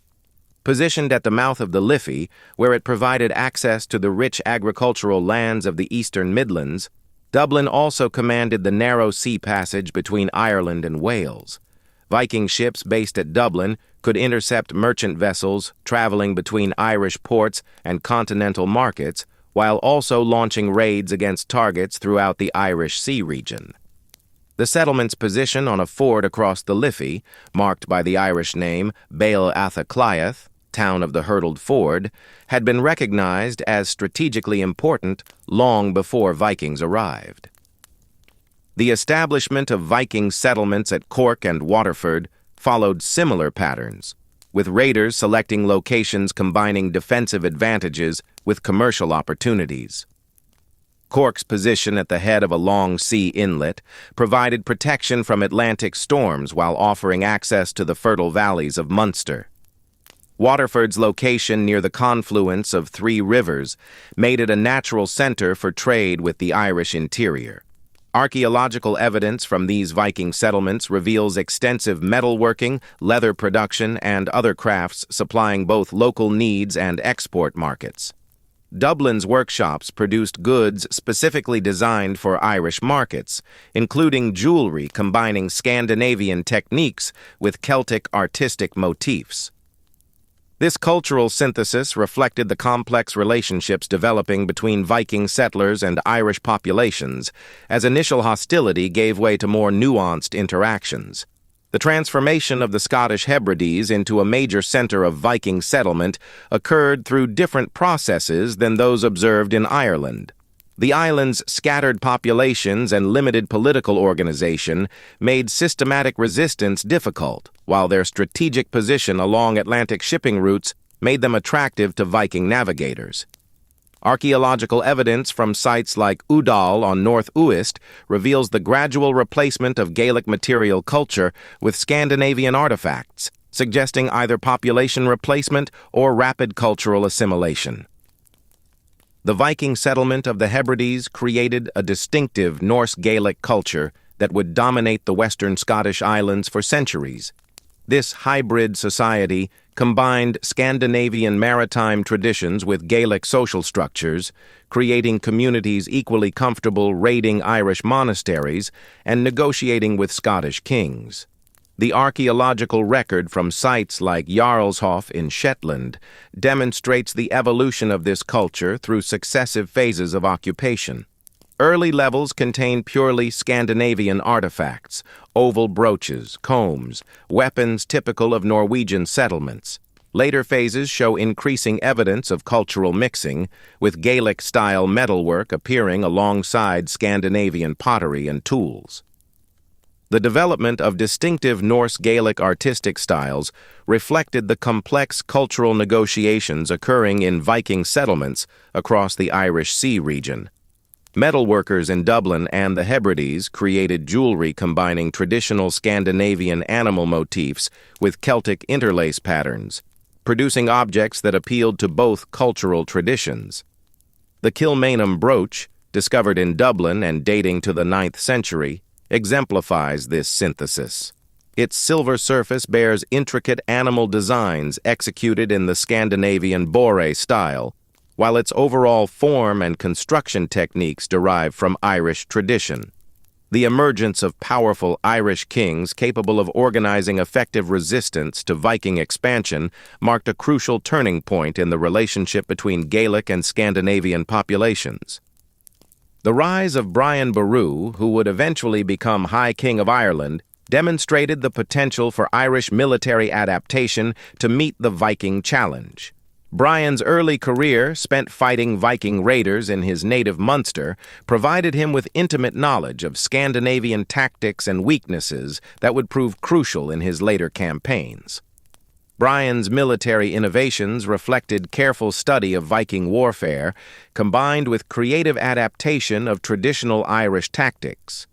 He recognized that the mobility provided by Viking ships could be countered by rapid movement of Irish forces along interior routes, allowing defenders to concentrate superior numbers against divided raiding parties.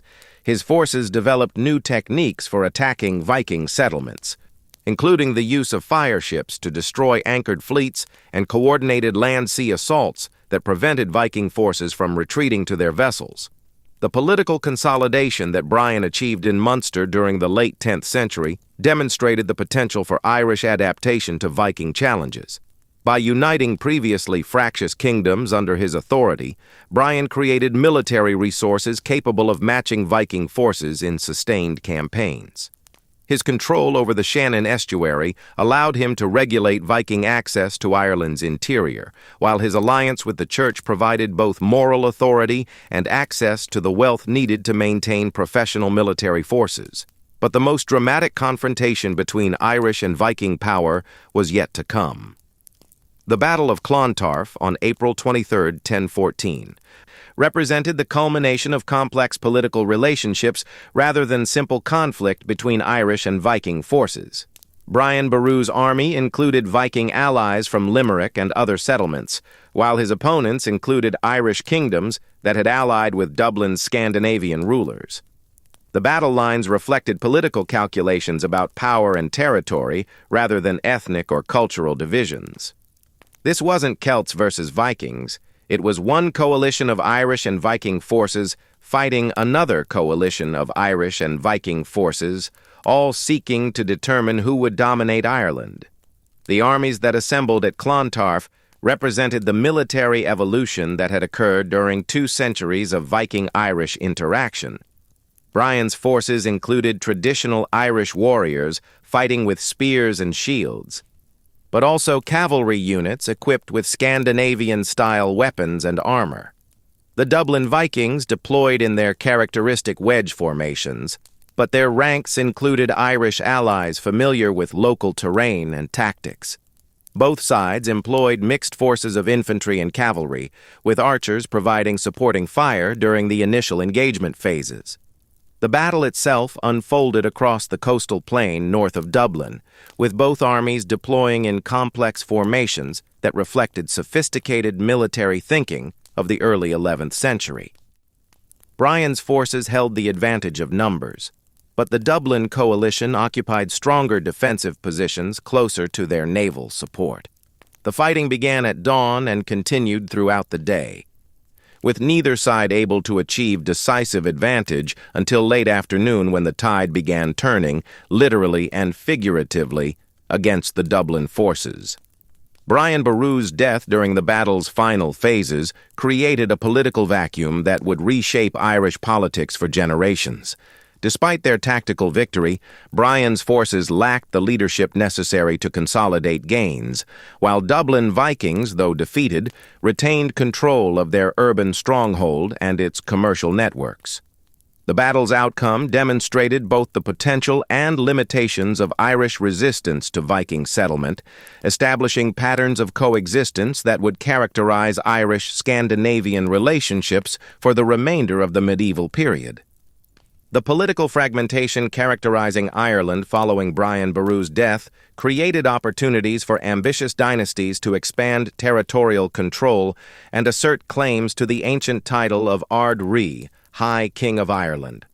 This concept, which had evolved from earlier Celtic notions of sacred kingship, represented the theoretical apex of Irish political authority, though the practical power of high kings varied dramatically depending on their military capabilities and the political circumstances of their reigns. The institution of high kingship embodied the tension between Ireland's deeply rooted tradition of local autonomy and the periodic emergence of rulers capable of imposing their authority across multiple kingdoms. The office of Ard Rí traced its origins to prehistoric sacred kingship associated with the Hill of Tara in County Meath, where archaeological evidence reveals continuous ritual activity spanning over 2 millennia.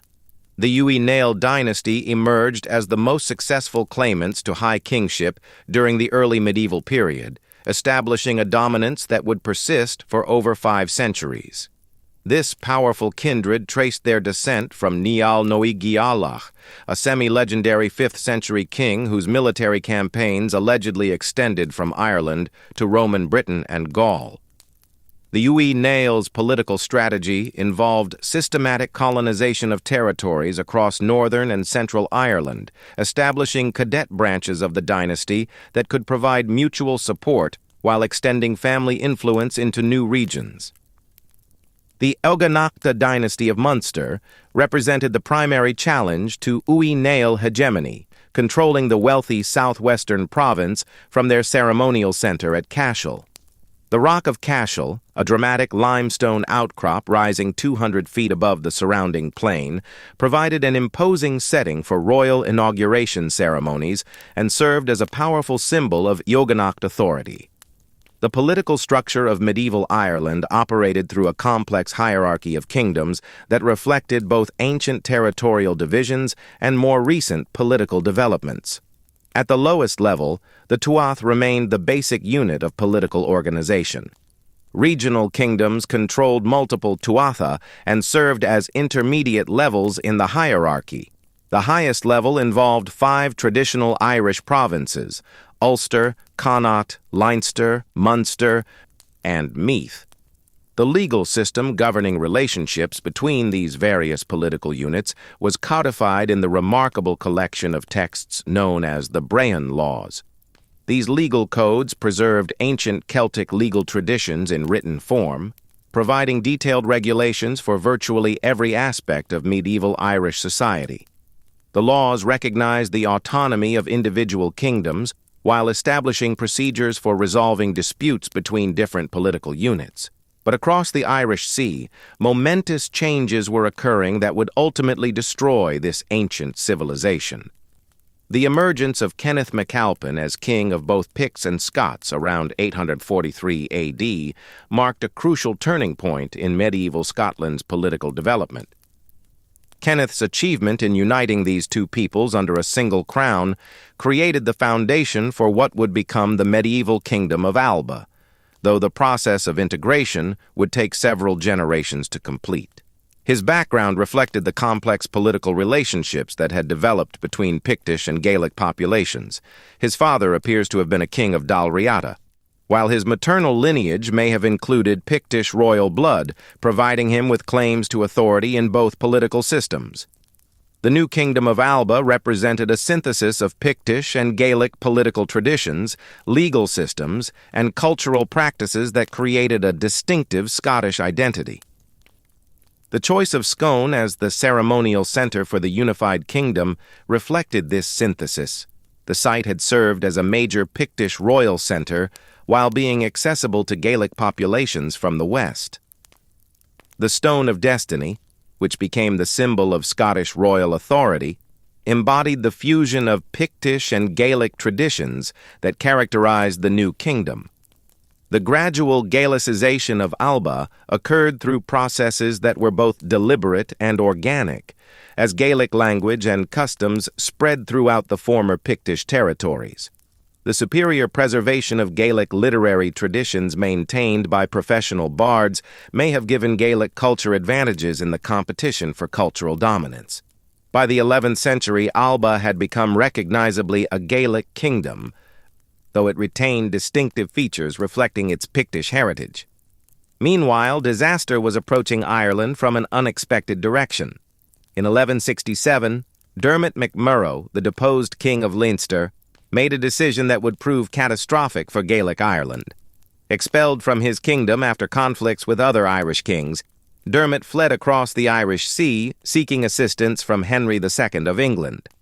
The Anglo-Norman court he encountered was populated by ambitious knights seeking opportunities to establish their own lordships. Henry II granted Dermot permission to recruit volunteers from among his subjects. This authorization effectively opened Ireland to Norman military intervention. The first Anglo-Norman adventurers to respond were relatively minor figures seeking to improve fortunes through military service. Robert Fitzstephen and Maurice de Prendergast brought small forces of archers and men-at-arms who possessed experience in the brutal Welsh border warfare. These initial expeditions involved forces numbering only in the hundreds, but their superior military technology and tactics would prove devastatingly effective against traditional Irish armies. The military equipment that the Anglo-Normans brought to Ireland represented the culmination of centuries of military development in Western Europe. Their knights wore hauberks of mail armor, providing comprehensive protection against Irish weapons, while their conical helmets with nasal guards protected their heads from sword blows. Norman kite shields were larger and more effective than traditional Irish round shields. Most significantly, the Normans fought as heavy cavalry with destriers trained for mounted combat and equipped with high-cantled saddles that provided secure seats for armored riders wielding couched lances. The Battle of Killistown in 1169 demonstrated the devastating impact of Norman military superiority on traditional Irish forces. Dermot MacMurrough's Irish allies, supported by Robert Fitzstephen's Normans, encountered a coalition army led by the men of Wexford. The Irish forces, numbering several thousand warriors, initially held advantages in numbers and local knowledge. But the Norman cavalry charge broke their battle line within minutes of contact. Contemporary chronicles describe Irish warriors fleeing in panic as armored horsemen rode down foot soldiers who had never faced such tactics. The success encouraged more ambitious Norman adventurers. Richard de Clare, Earl of Pembroke, known as Strongbow, negotiated directly with Dermot MacMurrough for substantial intervention. The agreement promised Strongbow marriage to Dermot's daughter Eowulf and inheritance of the Kingdom of Leinster in exchange for military support. This arrangement represented a fundamental departure from traditional Irish political practices, which did not recognize inheritance through marriage to foreign nobles. Strongbow's expedition in 1170 brought significantly larger forces to Ireland than previous Norman interventions. His army included several hundred knights supported by thousands of Welsh archers and men-at-arms, creating a military force capable of conducting sustained campaigns against major Irish armies. The Siege of Waterford showcased Norman expertise in assault warfare against fortified positions.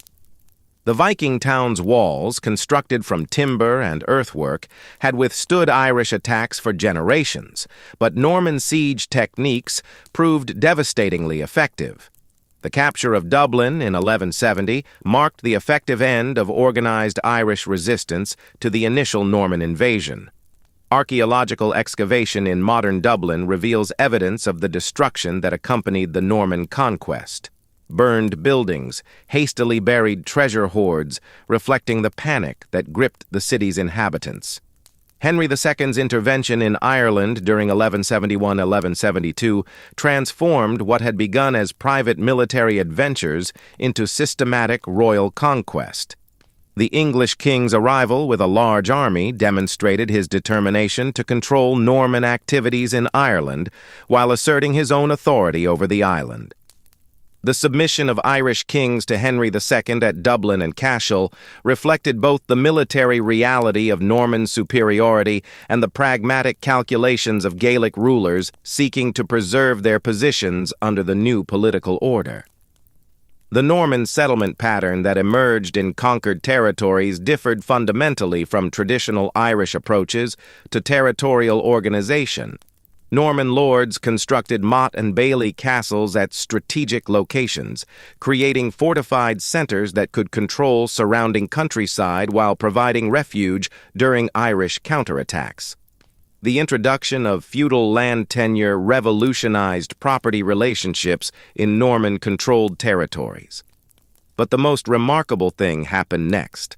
The conquerors became Irish. The process of hibernicization began almost immediately after the Norman conquest as foreign settlers adapted to Irish conditions and cultural influences.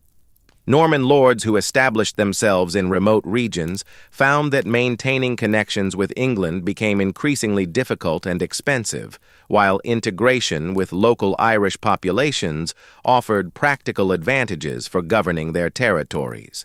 Intermarriage between Norman knights and Irish noblewomen created families with claims to both feudal and Gaelic legitimacy, while the adoption of Irish customs and language facilitated communication with native populations.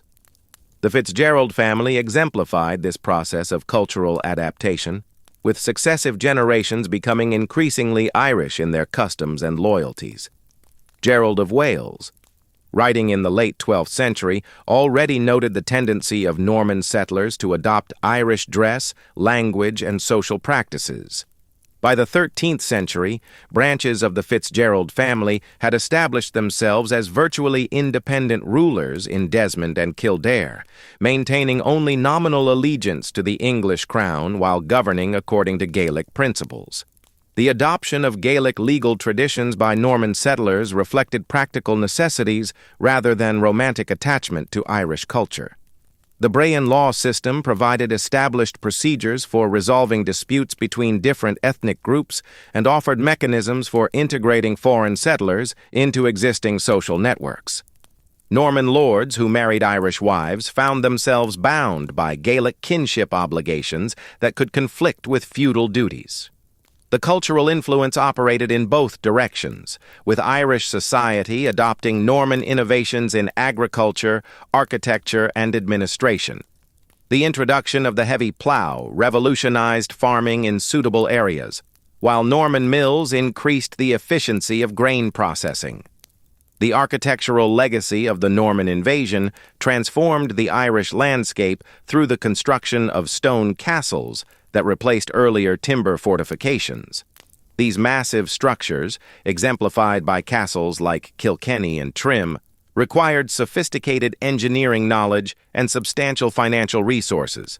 The Statute of Kilkenny, enacted in 1366, represented a desperate attempt by the colonial government to halt the process of hibernicization that had accelerated during the demographic crisis following the Black Death.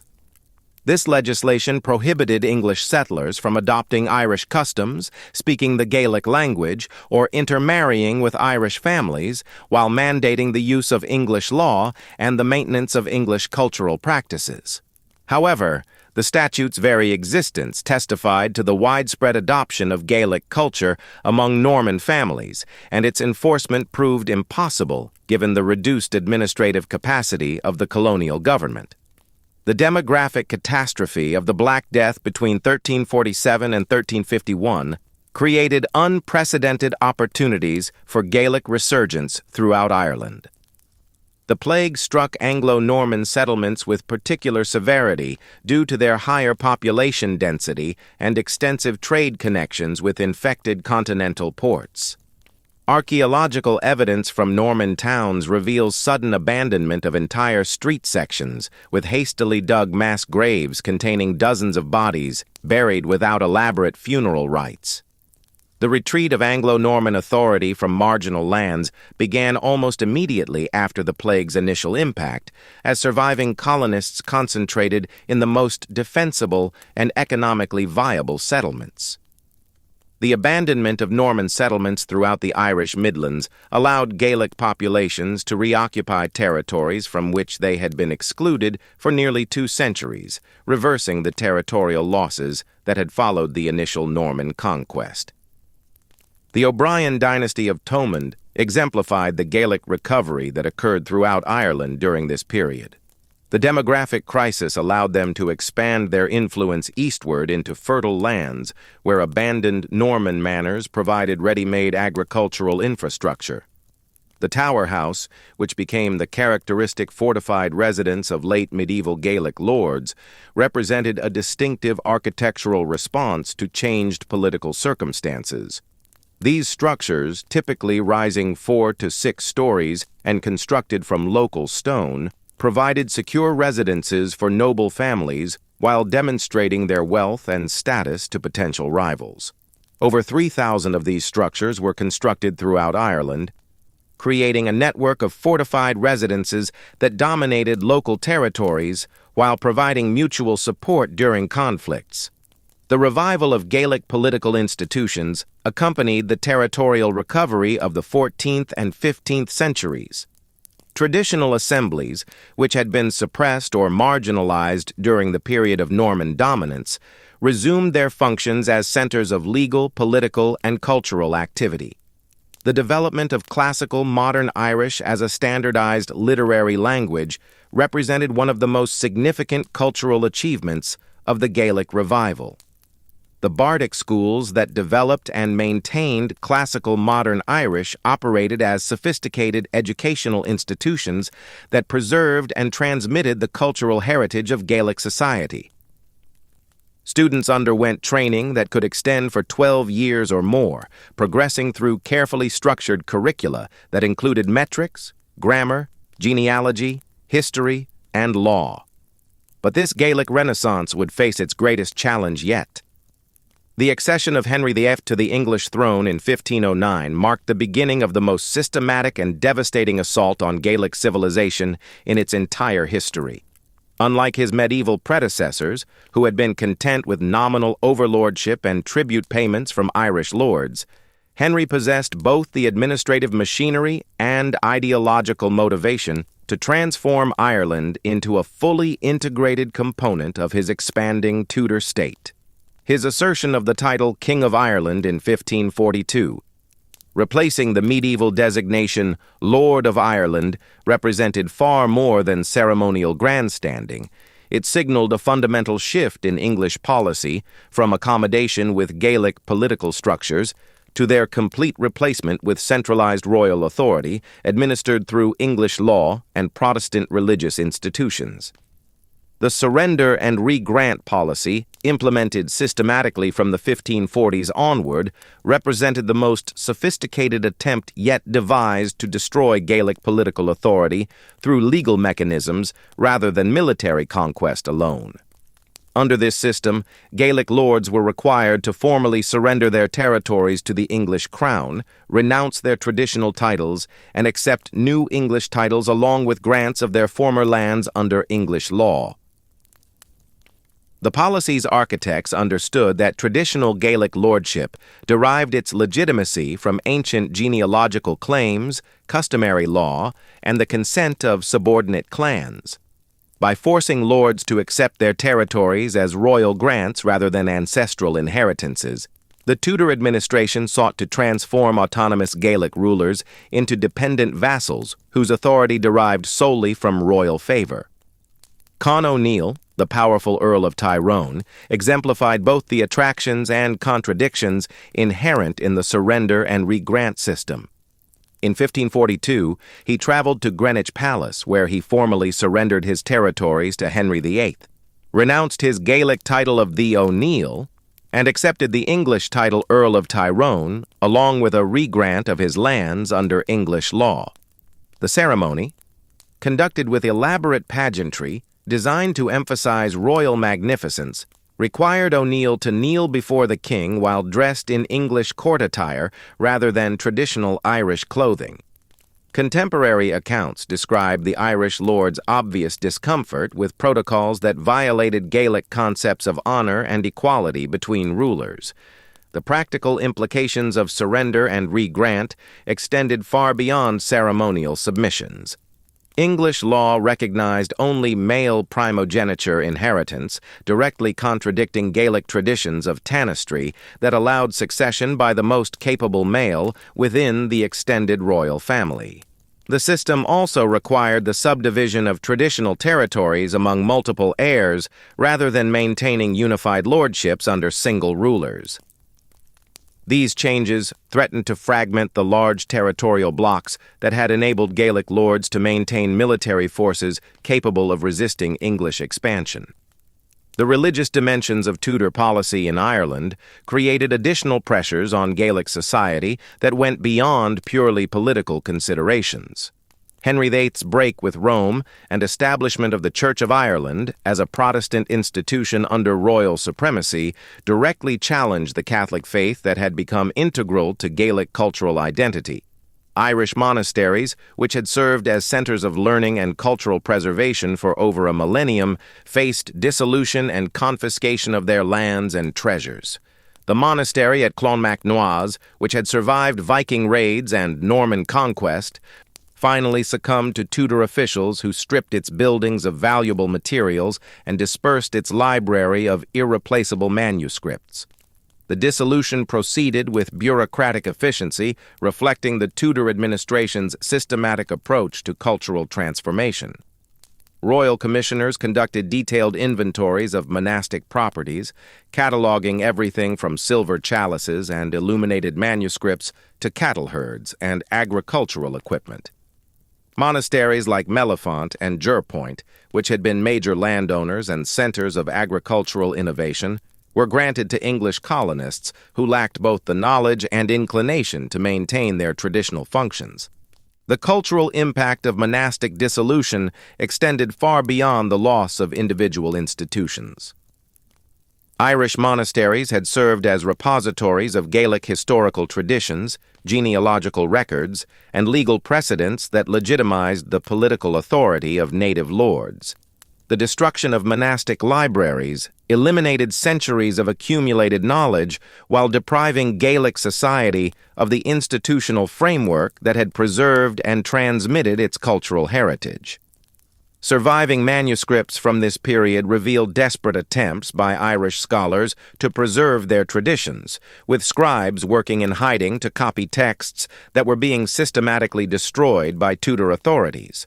The bardic schools that had flourished during the late medieval Gaelic revival found themselves under increasing pressure as their noble patrons either submitted to English authority or faced military conquest. The classical Irish literary tradition, which had produced sophisticated poetry and historical works for over 4 centuries, began to decline as the social and economic foundations that supported professional poets disappeared. The last great bardic poets of this period composed elegiac verses that mourned not only the deaths of individual patrons, but the approaching end of an entire cultural world. Think about what this means: an entire civilization's intellectual heritage being systematically destroyed, libraries burned, schools closed, poets silenced. It was cultural genocide, deliberate and methodical. The 9 Years' War, which erupted in 1594 and continued until 1603, represented the final and most desperate attempt by Gaelic Ireland to preserve its political independence and cultural autonomy. The conflict's origins lay in the contradictions inherent in the surrender and re-grant system, which had promised Gaelic lords continued authority over their territories while simultaneously undermining the traditional foundations of their power. Hugh O'Neill, who had initially cooperated with English authorities and accepted the title Earl of Tyrone, gradually recognized that accommodation would ultimately result in the complete destruction of Gaelic political institutions. O'Neill's transformation from collaborative earl to rebel leader reflected the impossible position in which surrender and re-grant had placed Gaelic lords. As Earl of Tyrone under English law, he was required to govern his territories according to English legal principles, collect taxes for the crown, and provide military service against other Irish lords who resisted English authority. However, his legitimacy among his own people depended on maintaining traditional Gaelic customs, protecting his followers from English encroachment, and preserving the cultural institutions that defined Irish identity. The military preparations that preceded the outbreak of formal warfare demonstrated O'Neill's sophisticated understanding of contemporary European military technology and tactics. Unlike earlier Gaelic resistance movements, which had relied primarily on traditional weapons and guerrilla tactics, O'Neill's forces incorporated firearms, artillery, and disciplined infantry formations modeled on Spanish military practices. Archaeological excavation at O'Neill's strongholds has revealed evidence of gunpowder storage facilities, cannon emplacements, and workshops for manufacturing firearms and ammunition. Red Hugh O'Donnell's parallel resistance in Connaught provided crucial support for O'Neill's Ulster-based rebellion while demonstrating the broad appeal of Gaelic resistance throughout Ireland. The young O'Donnell lord, who had endured years of captivity in Dublin Castle before escaping to assume leadership of his clan, brought both personal grievances and strategic vision to the anti-English coalition. The Spanish dimension of the 9 Years' War transformed what might have remained a local Irish rebellion into a theater of the broader European conflict between Catholic Spain and Protestant England. Philip II of Spain and later Philip III recognized that supporting Irish resistance could divert English military resources from more direct threats to Spanish interests while potentially creating opportunities for Catholic restoration in the British Isles. The arrival of Spanish forces at Kinsale in September 1601 represented the culmination of years of diplomatic negotiations and the last realistic opportunity for Gaelic Ireland to achieve military victory over English conquest. The Spanish expedition, commanded by Don Juan del Aguila, consisted of approximately 3,400 infantry, equipped with the most modern weapons available to European armies. These troops established themselves in the fortified town of Kinsale, creating a secure base for operations while awaiting the arrival of Irish allies. The Battle of Kinsale, fought on January 3, 1602, unfolded as a complex engagement involving 3 separate armies maneuvering in difficult winter conditions. O'Neill and O'Donnell, leading combined forces estimated at over 6,000 men, attempted to coordinate their attack with a Spanish sortie from the town that would catch the English forces between 2 hostile armies. However, the tactical coordination required for such complex operations proved beyond the capabilities of forces that had limited experience working together and faced communication difficulties in the darkness and confusion of early morning combat. The collapse of the Irish attack at Kinsale occurred when O'Donnell's cavalry, advancing in support of O'Neill's infantry, encountered unexpected English resistance and broke in disorder. The retreat of the Connaught forces exposed O'Neill's flank to English counterattack, forcing the Ulster army to withdraw to avoid encirclement. The Spanish garrison, observing the Irish retreat, abandoned their planned sortie and remained within Kinsale's defenses. The tactical defeat, though not involving catastrophic casualties for the Irish forces, effectively ended any realistic prospect of military victory over English conquest. The surrender of the Spanish garrison at Kinsale in January 1602 eliminated the last external support for Gaelic resistance while demonstrating to Irish lords throughout the country that continued opposition to English authority was futile. The Treaty of Mellifont, signed on March 30, 1603, formally ended the 9 Years' War and marked the effective conclusion of organized Gaelic resistance to English conquest. The flight of the Earls on September 4, 1607, represented the final acknowledgement by Gaelic leadership that accommodation with English authority was impossible without the complete abandonment of Irish cultural identity. O'Neill, O'Donnell, and their principal followers, totaling nearly 100 individuals from Ulster's most prominent families, departed from Rathmullen aboard a ship bound for the Spanish Netherlands. Contemporary accounts describe emotional scenes as the Earls took leave of followers who would remain behind to face uncertain futures under English rule. The departure of these traditional leaders eliminated the political and cultural focus around which Irish resistance might have reorganized, effectively decapitating Gaelic society in its most important stronghold. What followed would complete the destruction that military conquest had begun. The Ulster plantation that followed the flight of the Earls represented the most systematic colonization scheme attempted anywhere in early modern Europe. The confiscation of approximately 3.8 million acres of the finest land in Ireland provided opportunities for English and Scottish settlers, while permanently altering the demographic balance in Ulster. The plantation's architects designed a comprehensive settlement scheme that included not only individual grants to colonists, but also the establishment of market towns, Protestant churches, and defensive fortifications that would create a self-sustaining colonial society capable of resisting Irish attempts at reconquest. The surveys conducted to facilitate the Ulster plantation provide detailed records of the Gaelic society that was being systematically destroyed. The escheated counties, Donegal, Tyrone, Armagh, Fermanagh, Cavan, and Coleraine, were mapped and evaluated with unprecedented precision, revealing the sophisticated agricultural systems and settlement patterns that had supported Gaelic civilization.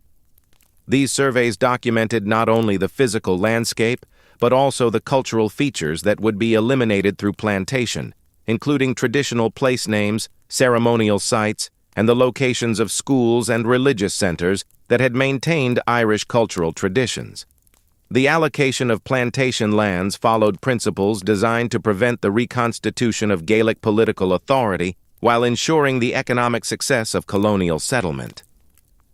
Large estates were granted to English and Scottish undertakers who committed to bringing specified numbers of Protestant tenants and establishing defended settlements within prescribed time frames. Smaller grants to servitors who had participated in the conquest provided rewards for military service while creating a class of colonial landowners with direct interests in maintaining English authority. The exclusion of native Irish from land ownership in the planted counties eliminated the economic foundation that had supported traditional Gaelic lordship. The town of Londonderry, established by the London companies as the commercial center of the Ulster plantation, exemplified the urban development that accompanied systematic colonization. The city's walls, constructed between 1613 and 1619, created one of the finest examples of early modern military architecture in the British Isles, while symbolizing the permanence of English settlement in Ulster. Archaeological investigation of the city's early development reveals the rapid construction of Protestant churches, market facilities, and residential areas designed according to English urban planning principles. The transformation of the ancient ecclesiastical site of Derry into a commercial and administrative center for Protestant colonists symbolized the broader cultural revolution that plantation represented. The cultural destruction that accompanied the Ulster plantation extended beyond the confiscation of land to encompass the systematic suppression of Gaelic language, law, and educational institutions. The Irish language was banned from official use and discouraged in private contexts, while English became the exclusive medium of legal proceedings, commercial transactions, and formal education. The bardic schools that had preserved classical modern Irish literary traditions found themselves without patrons or students, leading to the rapid decline of sophisticated Gaelic literary culture.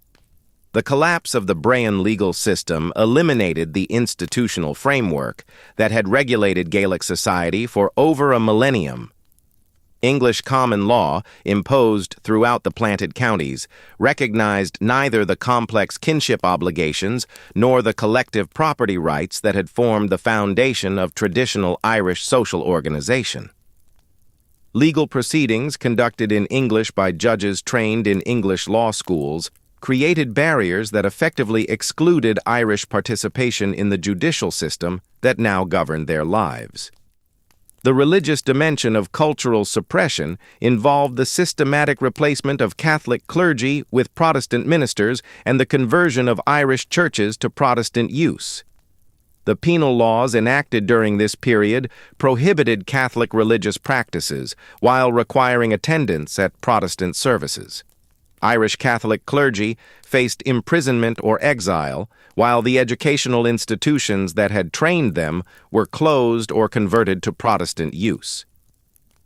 The demographic transformation of Ulster through plantation created a colonial society that would permanently alter the character of Irish civilization. The introduction of approximately 100,000 Protestant settlers during the first generation of plantation overwhelmed the remaining Irish population in many areas while creating segregated communities that maintained distinct cultural identities. Archaeological evidence from plantation settlements reveals the construction of distinctly English and Scottish architectural forms that contrasted sharply with traditional Irish building techniques, creating visible symbols of cultural displacement. The resistance that developed in response to plantation took forms that reflected the desperate circumstances facing dispossessed Irish populations. The wood quern, Displaced Irish who took to banditry and guerrilla warfare represented a degenerate form of traditional warrior culture that lacked the political leadership and popular support that had characterized earlier resistance movements. But an even greater catastrophe was approaching. The systematic destruction of Gaelic political and cultural institutions during the Tudor conquest and plantation created conditions that would drive millions of Irish people from their ancestral homeland over the following centuries. The demographic catastrophe that began with the Ulster plantation intensified dramatically during the 1840s when the potato blight triggered the most devastating famine in Irish recorded history. Between 1845 and 1852, approximately 1 million Irish died from starvation and disease, while another 2 million emigrated, fundamentally altering the demographic composition of Ireland while creating vast Gaelic communities across the Atlantic world. The Great Famine represented not merely a natural disaster, but the culmination of colonial policies that had systematically impoverished the Irish population while making them dependent on a single crop for survival. The conditions that made the Irish population vulnerable to famine reflected centuries of land confiscation and economic marginalization. By the early 19th century, most Irish Catholics had been reduced to tenant farmers working tiny plots of poor-quality land under lease agreements that provided minimal security and extracted maximum profit for absentee English landlords. The subdivision of holdings to accommodate population growth had created a rural economy where families survived on plots as small as 1 or 2 acres, cultivating potatoes that could produce more calories per acre than any other available crop. Archaeological evidence from pre-famine Irish cottages reveals the primitive living conditions that characterized rural Ireland. Single-room stone dwellings housing extended families alongside their livestock, with earthen floors, minimal furnishings, and no chimneys beyond holes in thatched roofs. The potato varieties grown in Ireland during the early 19th century lacked the genetic diversity that might have provided resistance to disease. The Irish lumper, which comprised approximately 1/3 of all potatoes grown in Ireland, proved particularly susceptible to Phytophthora infestans, the fungal pathogen that caused the blight. When the disease first appeared in Irish potato fields during September 1845, it spread with devastating speed across the island's interconnected agricultural regions. Contemporary accounts describe the horror of farmers who discovered their apparently healthy potato crops had turned black and putrid within days, eliminating the food supply that sustained millions of people. The British government's response to the famine reflected both ideological commitment to free market economics and deep-seated prejudices against the Irish population. Prime Minister Robert Peel's initial relief efforts, which included the importation of Indian corn and the establishment of public works projects, provided limited assistance but were discontinued when Lord John Russell's Liberal government took power in 1846. Russell's administration, influenced by Treasury official Charles Trevelyan, viewed the famine as divine punishment for Irish moral failings and an opportunity to modernize Irish agriculture through the elimination of surplus population. The government's refusal to prohibit food exports from Ireland while millions starved demonstrated the colonial relationship that subordinated Irish welfare to British economic interests. Ships loaded with grain, meat, and dairy products departed Irish ports for English markets, even as famine ravaged the countryside. The workhouse system, established under the Irish Poor Law of 1838, became a mechanism of social control during the famine rather than effective relief. These institutions, designed according to utilitarian principles that made relief as unpleasant as possible to discourage dependence, required the destitute to abandon their homes and separate from their families in exchange for minimal food and shelter. The emigration that began as a desperate flight from starvation evolved into organized population movements that established permanent Irish communities throughout the English-speaking world. The coffin ships that carried Irish immigrants across the Atlantic earned their grim nickname from the appalling mortality rates that characterized these voyages. Vessels designed to carry cargo were hastily converted to transport human passengers with minimal provisions for sanitation, fresh water, or adequate food supplies. Ship manifests from the period reveal mortality rates exceeding 20% on some voyages, with typhus and dysentery spreading rapidly through overcrowded holds, where families were confined for weeks without adequate ventilation or medical care. The Port of New York became the primary destination for Irish immigrants, with Castle Garden and later Ellis Island processing hundreds of thousands of arrivals who carried little more than the clothes they wore. The Irish neighborhoods that developed in Lower Manhattan, particularly the Five Points district, became notorious for their poverty, overcrowding, and social problems that reflected the desperate circumstances of recent arrivals. The Irish who survived the Atlantic crossing faced discrimination from established American populations who viewed them as racially inferior and religiously suspect. The development of Irish-American political organizations provided mechanisms for collective advancement while maintaining connections to the homeland. Tammany Hall in New York became the most powerful Irish-American political machine, using patronage and electoral mobilization to secure political influence for Irish immigrants while providing essential services that government agencies failed to deliver. The success of Irish politicians like Honest John Kelly and Richard Croker demonstrated the potential for political organization to overcome ethnic discrimination, though their methods often involved corruption and violence that reinforced negative stereotypes about Irish character. The political networks established by Irish Americans would later provide crucial support for Irish independence movements. With organizations like Clan na Gael raising funds and purchasing weapons for Republican activities in Ireland. The construction of America's transportation infrastructure provided employment opportunities that enabled Irish immigrants to escape urban poverty while spreading Irish communities across the continent.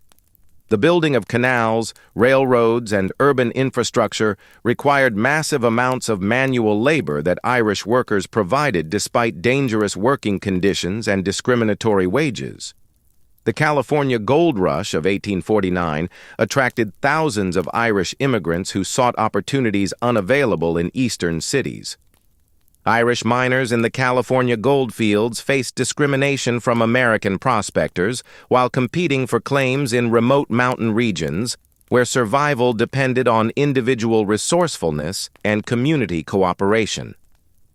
The establishment of Irish settlements in California created cultural outposts that maintained Gaelic traditions while adapting to frontier conditions that bore little resemblance to rural Ireland. The development of Irish communities in Australia followed patterns similar to those in North America, but occurred under different circumstances that shaped their character and relationship to Irish identity. The transportation of Irish convicts to Australia beginning in the late 18th century created involuntary Irish settlements that preserved Gaelic cultural traditions while developing distinctive Australian characteristics.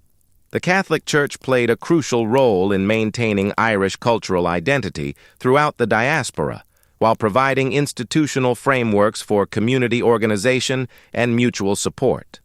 Irish priests who immigrated with their parishioners established parishes that served as centers of Irish cultural life, conducting services in Irish when possible and maintaining traditions that connected immigrant communities to their homeland. The preservation of Irish musical traditions in diaspora communities created cultural forms that would later influence popular music throughout the English-speaking world. Irish musicians who immigrated during the famine period brought traditional instruments, fiddles, Willian pipes, bodhran drums, that became central to Irish-American musical culture. The adaptation of traditional Irish melodies to American instruments and performance contexts created new musical forms that maintained Irish characteristics while incorporating influences from other immigrant communities. The revival of interest in Gaelic culture during the late 19th century emerged simultaneously in Ireland and diaspora communities as educated Irish people sought to recover traditions that had been suppressed or abandoned during centuries of colonial rule. The Gaelic League, founded in Dublin in 1893 by Douglas Hyde and Ian MacNeill, promoted the preservation and revival of the Irish language while encouraging the collection and publication of traditional Irish literature, music, and folklore. Douglas Hyde's presidential address to the Irish National Literary Society in 1892, entitled The Necessity for De-Anglicizing Ireland, articulated the cultural nationalist philosophy that would guide the Gaelic revival movement. Hyde argued that Irish political independence would be meaningless without the recovery of distinctive Irish cultural traditions that had been systematically suppressed during centuries of English rule. His call for the revival of Irish language, literature, sports, and customs resonated with educated Irish people who had observed the rapid decline of traditional culture during the 19th century. The Gaelic League's language classes attracted thousands of students who sought to learn Irish, despite having no practical need for the language in their daily lives. The classes, conducted in schools, churches, and community centers throughout Ireland and in Irish communities abroad, used teaching methods adapted from modern language instruction while emphasizing the cultural and historical significance of Irish. The Gaelic Athletic Association, founded in 1884 by Michael Cusack and Maurice Davin, promoted traditional Irish sports as alternatives to English games that had become popular in Irish schools and communities. The organization's emphasis on hurling, Gaelic football, and other distinctively Irish sports provided recreational activities that reinforced Irish cultural identity while creating competitive frameworks that attracted participants throughout Ireland and the diaspora. The Easter Rising of 1916 demonstrated the connection between cultural revival and political nationalism, with several Gaelic League leaders participating in the rebellion that proclaimed Irish independence. Patrick Pearse, who had been a prominent figure in the Irish language movement, commanded the rebel forces at the General Post Office, while Eamon de Valera, another League member, led the garrison at Boland's Mill. The establishment of the Irish Free State in 1922 provided opportunities to implement cultural nationalist policies that had been advocated by the Gaelic revival movement. The new state's constitution recognized Irish as the national language while requiring its teaching in all schools receiving government funding. The creation of the Gaeltacht, officially designated Irish-speaking regions that received special government support, attempted to preserve the remaining native Irish-speaking communities while providing models for language revival throughout the country. Archaeological evidence from Gaeltacht regions reveals the impact of government policies designed to maintain traditional Irish culture, including the construction of Irish language schools and the establishment of industries that would provide employment for Irish speakers. The development of Irish language media during the 20th century provided new mechanisms for cultural transmission while adapting traditional forms to modern communication technologies. Radio Ireland's Irish language programming, beginning in the 1920s, brought Irish music, stories, and news to audiences throughout Ireland and the diaspora. The establishment of Radio na Gaeltachta in 1972 created a dedicated Irish language radio service that served native speakers while providing programming for Irish learners throughout the country. Television programming in Irish, beginning with occasional programs in the 1960s and expanding to the dedicated channel TG4 in 1996, demonstrated the potential for modern media to support minority language communities while creating new forms of Irish language culture. The success of TG4 in producing high-quality programming that appealed to both Irish speakers and learners proved that the language could adapt to contemporary media while maintaining its distinctive character. The challenges facing Irish language revival efforts reflected broader patterns of modernization and globalization that threatened minority languages throughout the world. The decline of traditional Irish-speaking communities continued despite government support as young people emigrated to English-speaking areas in search of economic opportunities. The urbanization of Irish society created environments where English dominated, while Irish remained associated with rural areas that many Irish people viewed as backward or economically marginal. The development of Irish language education outside the Gaeltacht represented one of the most successful aspects of language revival efforts. The establishment of Gaels Cúailnge, Irish language primary schools, in urban areas throughout Ireland demonstrated parental demand for Irish language education while creating new communities of Irish speakers. These schools, which taught all subjects through Irish except for English language classes, produced graduates who were fluent in Irish while fully participating in modern Irish society. The peace process in Northern Ireland during the 1990s created new opportunities for Irish cultural expression while recognizing the rights of both nationalist and unionist communities. The Good Friday Agreement of 1998 acknowledged the importance of Irish language and culture while providing frameworks for their promotion that respected unionist concerns about political neutrality.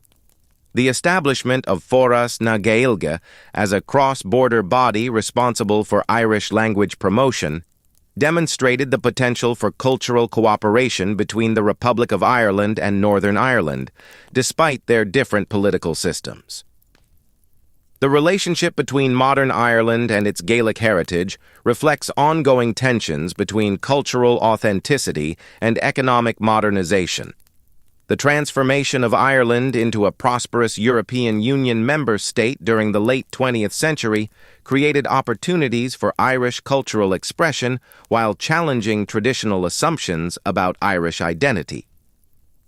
The success of Irish popular music, literature, and film in international markets demonstrated the global appeal of Irish creativity while raising questions about the relationship between commercial success and cultural authenticity.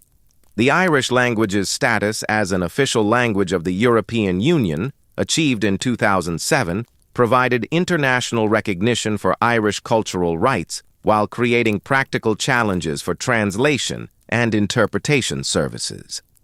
The symbolic importance of this recognition extended beyond practical considerations to demonstrate Ireland's success in maintaining distinctive cultural traditions despite centuries of suppression and marginalization. The digital revolution of the early 21st century created new opportunities for Irish language and culture while posing additional challenges for traditional forms of cultural transmission.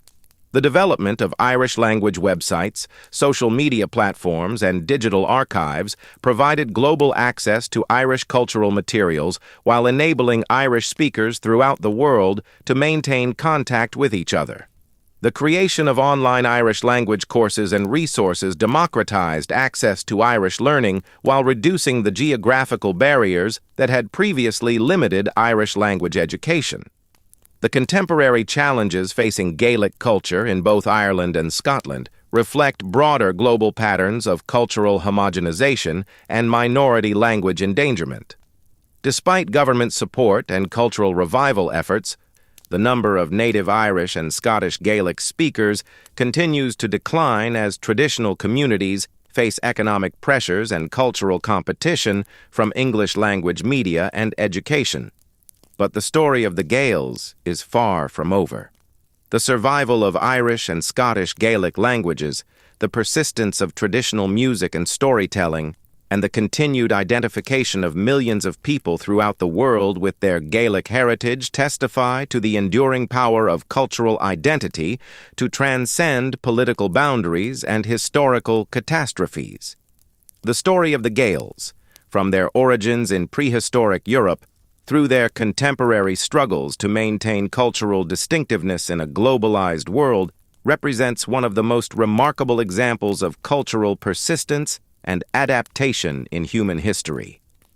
Despite conquest, colonization, famine, and immigration, Gaelic communities have maintained connections to their ancestral traditions while creating new forms of cultural expression that reflect their experiences in diverse geographical and political contexts.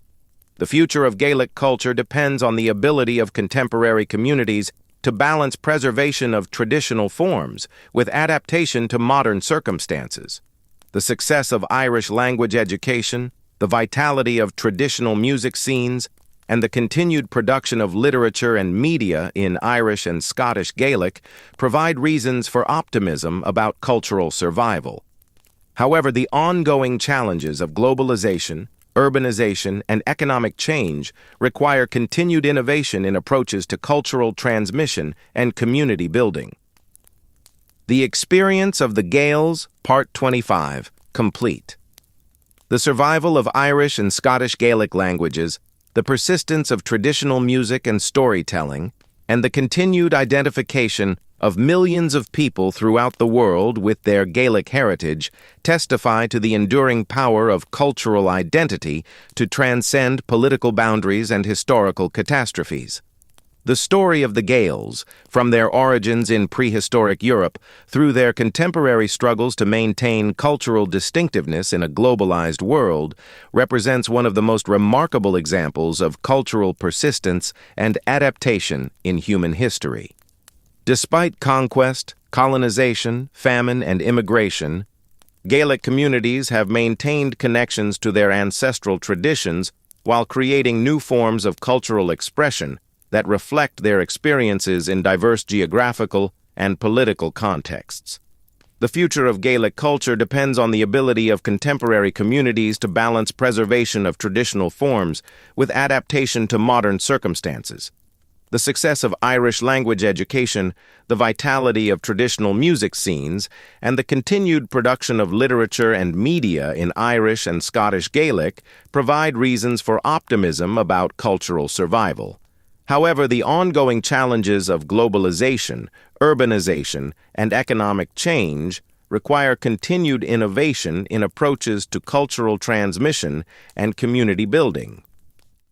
The experience of the Gaels demonstrates that cultural survival requires more than government support or institutional preservation. It demands active engagement by communities who choose to maintain their traditions while participating fully in modern society. The revival of Irish language hip-hop, the adaptation of traditional music to contemporary genres, and the use of social media to connect Gaelic speakers worldwide represent creative responses to the challenge of maintaining distinctive culture in a globalized world. The Scottish Gaelic experience parallels that of Irish Gaelic while reflecting distinct historical circumstances and contemporary challenges. The Highland clearances of the 18th and 19th centuries, which forcibly removed Gaelic-speaking populations from traditional lands to make way for sheep farming, created trauma comparable to the Irish famine while scattering Scottish Gaelic communities throughout the world. The suppression of Highland culture following the Jacobite defeat at Culloden in 1746, including bans on traditional dress, weapons, and music, represented systematic cultural genocide that nearly succeeded in eliminating Scottish Gaelic civilization. The contemporary revival of Scottish Gaelic, supported by the Scottish government through Bord na Gaedhlig, and reflected in the establishment of Gaelic medium education throughout Scotland, demonstrates the potential for language revival, even in communities where native speakers have nearly disappeared. The success of initiatives like the Gaelic Language Act of 2005, which provided official recognition and support for Scottish Gaelic, offers models for minority language protection that have influenced policy development in other regions facing similar challenges. The relationship between Gaelic culture and Irish and Scottish national identities remains complex and sometimes contentious. In the Irish Republic, the constitutional recognition of Irish as the first official language coexists with widespread inability to speak the language fluently among the general population. This contradiction reflects the symbolic importance of Irish as a marker of Irish identity, even among those who do not use it in daily life.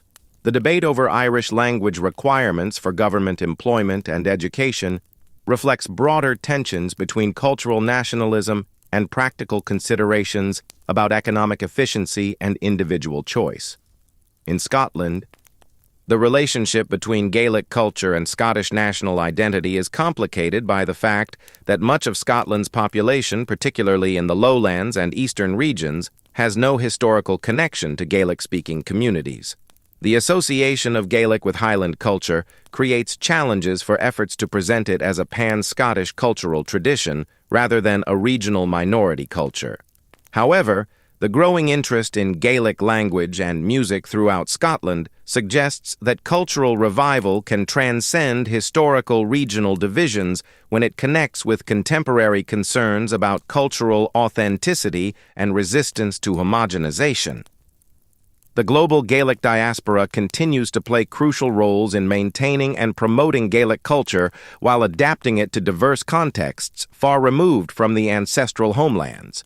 Irish-American communities, numbering over 30 million people who claim Irish ancestry, maintain connections to Gaelic heritage through cultural organizations, language classes, music sessions, and annual celebrations like St. Patrick's Day that have evolved into major cultural events.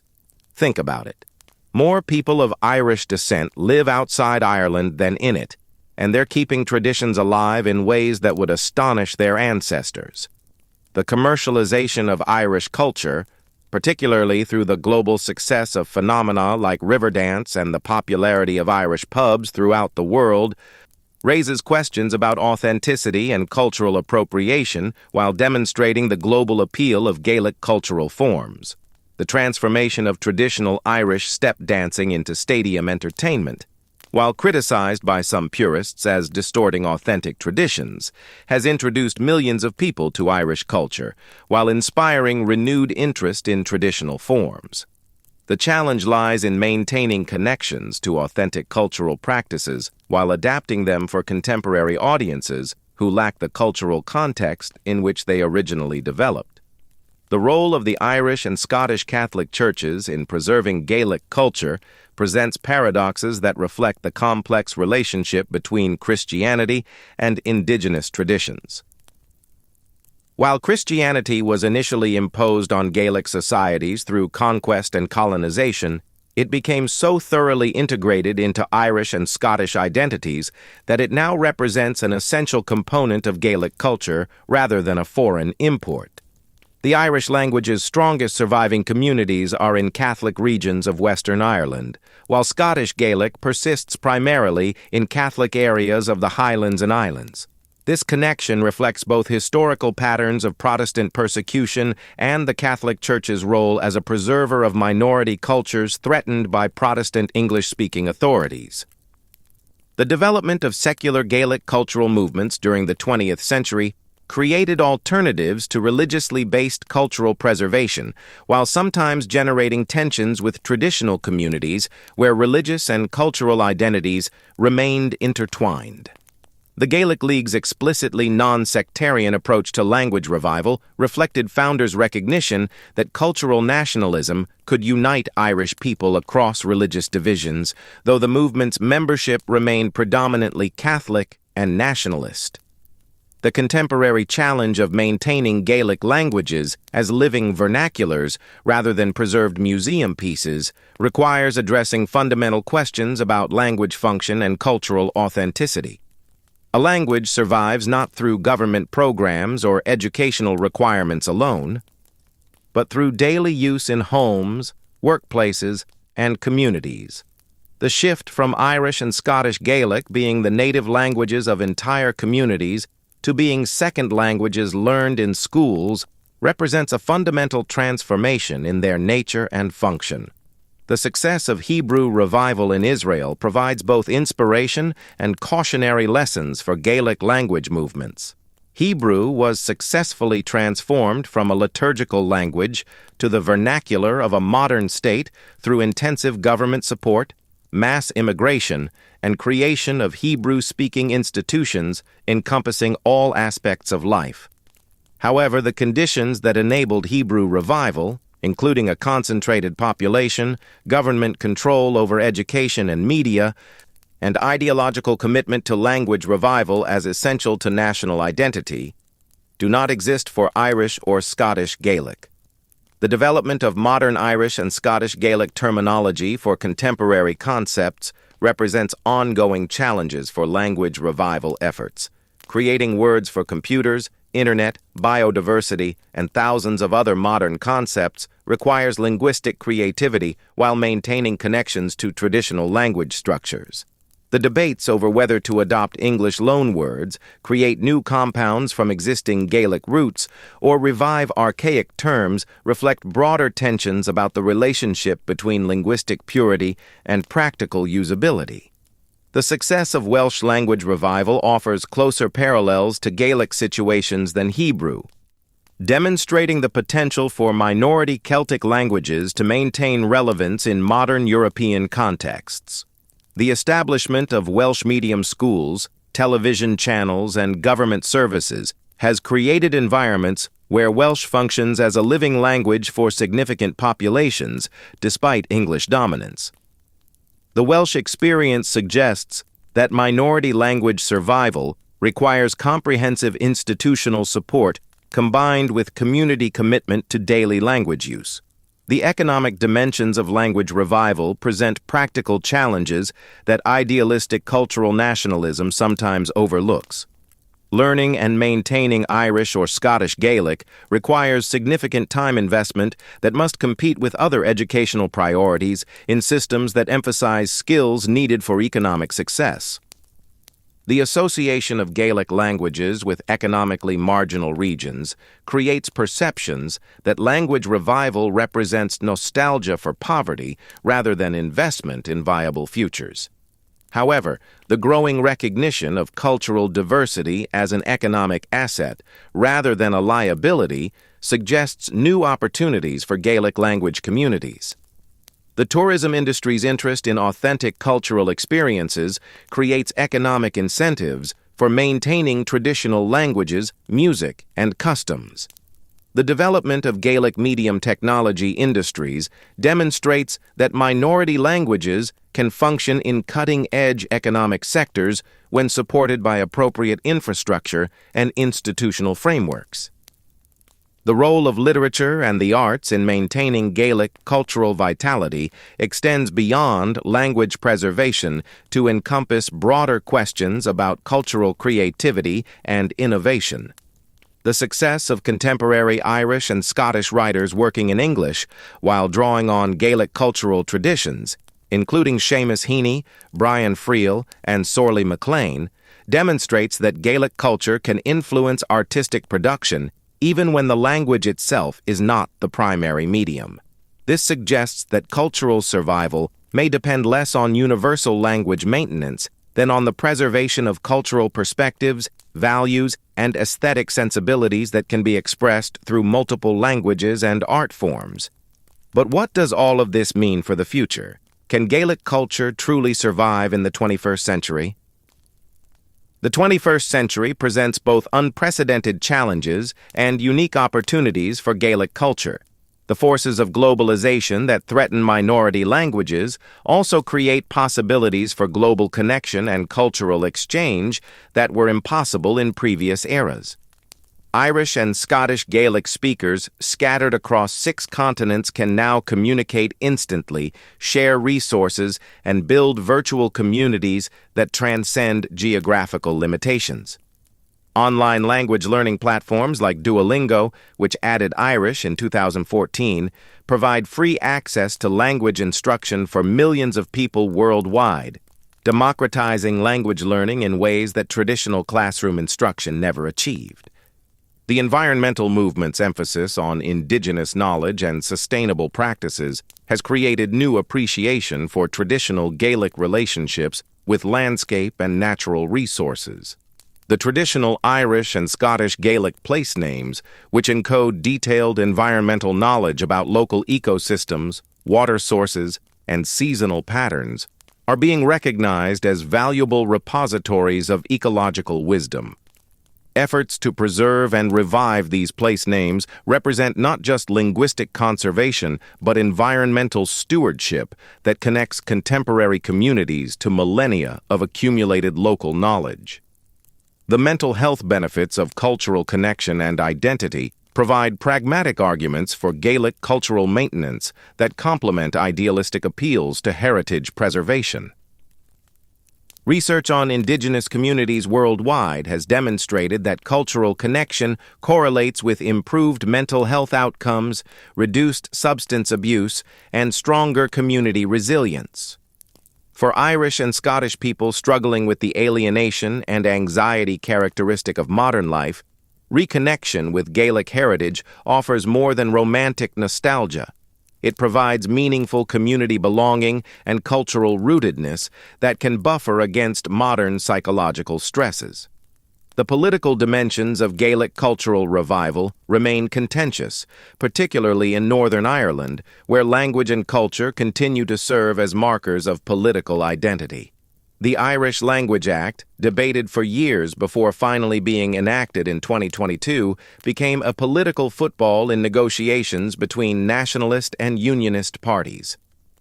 The legislation's passage represented important recognition of Irish language rights while demonstrating the ongoing politicization of cultural issues in divided societies. However, the growing number of people from unionist backgrounds learning Irish suggests that language can transcend political divisions when separated from sectarian identity markers. The development of East Belfast Mission's Irish language programs, which attract Protestant learners in a traditionally unionist area, demonstrates the potential for cultural engagement to bridge political divides. Similar developments in Scotland, where interest in Gaelic extends beyond traditional Highland communities, suggest that cultural revival can create new forms of inclusive identity rather than reinforcing existing divisions. The intersection of Gaelic culture with contemporary social justice movements creates opportunities for alliance building while sometimes generating tensions over priority setting and resource allocation. The recognition that Gaelic-speaking communities experienced cultural genocide comparable to that suffered by indigenous peoples worldwide has created solidarity between Irish and Scottish activists and indigenous rights movements globally. This connection provides both moral authority and practical support for Gaelic cultural claims, while situating them within broader struggles for recognition and justice. The role of younger generations in determining Gaelic culture's future cannot be overstated. The revival efforts of the late 19th and early 20th centuries were primarily driven by educated elites who viewed cultural preservation as a nationalist duty. Contemporary revival efforts must engage young people who have multiple cultural influences and identities, for whom Gaelic heritage represents one option among many rather than an inherited obligation. The success of youth-oriented Irish language initiatives like pop-up Gaeltachts, temporary Irish-speaking environments in urban centers where young people can practice conversational Irish in casual social settings, demonstrates creative approaches to making language revival relevant to contemporary youth culture. The adaptation of Gaelic culture to digital environments represents both opportunity and challenge.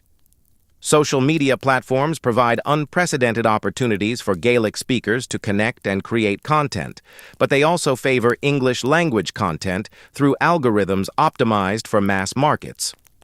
The development of Irish and Scottish Gaelic digital content, including podcasts, YouTube channels, TikTok videos, and online gaming, demonstrates that minority languages can function in digital spaces when communities actively create content rather than passively consuming English language media.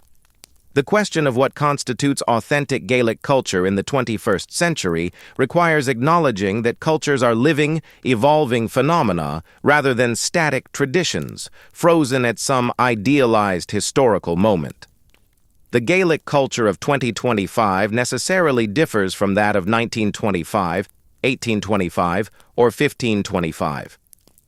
The challenge lies in maintaining meaningful connections to historical traditions while adapting to contemporary circumstances and incorporating new influences. The success of Irish and Scottish cultural forms that blend traditional elements with modern innovations, from Gaelic punk rock to contemporary literature that draws on mythological themes, suggests that cultural evolution need not mean cultural loss. The lessons that Gaelic cultural survival offers extend beyond Irish and Scottish communities to encompass broader questions about cultural diversity, linguistic rights, and the possibilities for maintaining distinctive identities in an increasingly interconnected world. The Gaelic experience demonstrates that even cultures subjected to systematic destruction can survive and revive when communities maintain commitment to their preservation.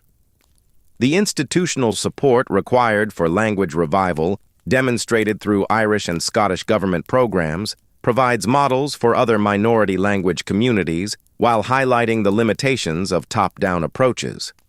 Government funding for Gaelic medium education, media, and cultural programming creates necessary infrastructure, but cannot by itself generate the community engagement essential for language vitality.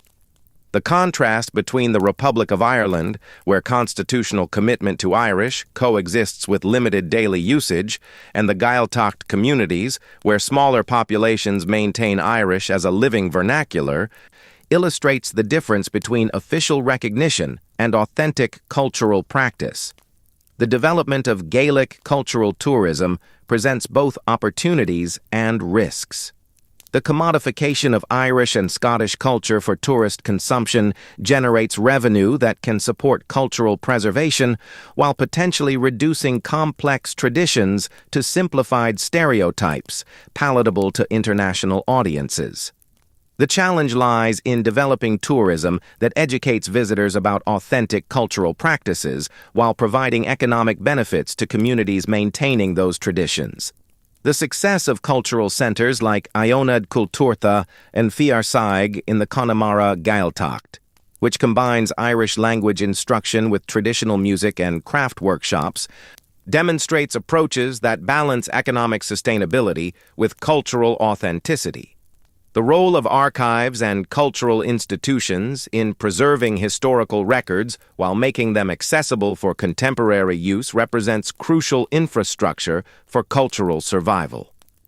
The digitization projects undertaken by institutions like the National Library of Ireland and the National Archives of Scotland have made thousands of historical documents, photographs, and recordings available to global audiences.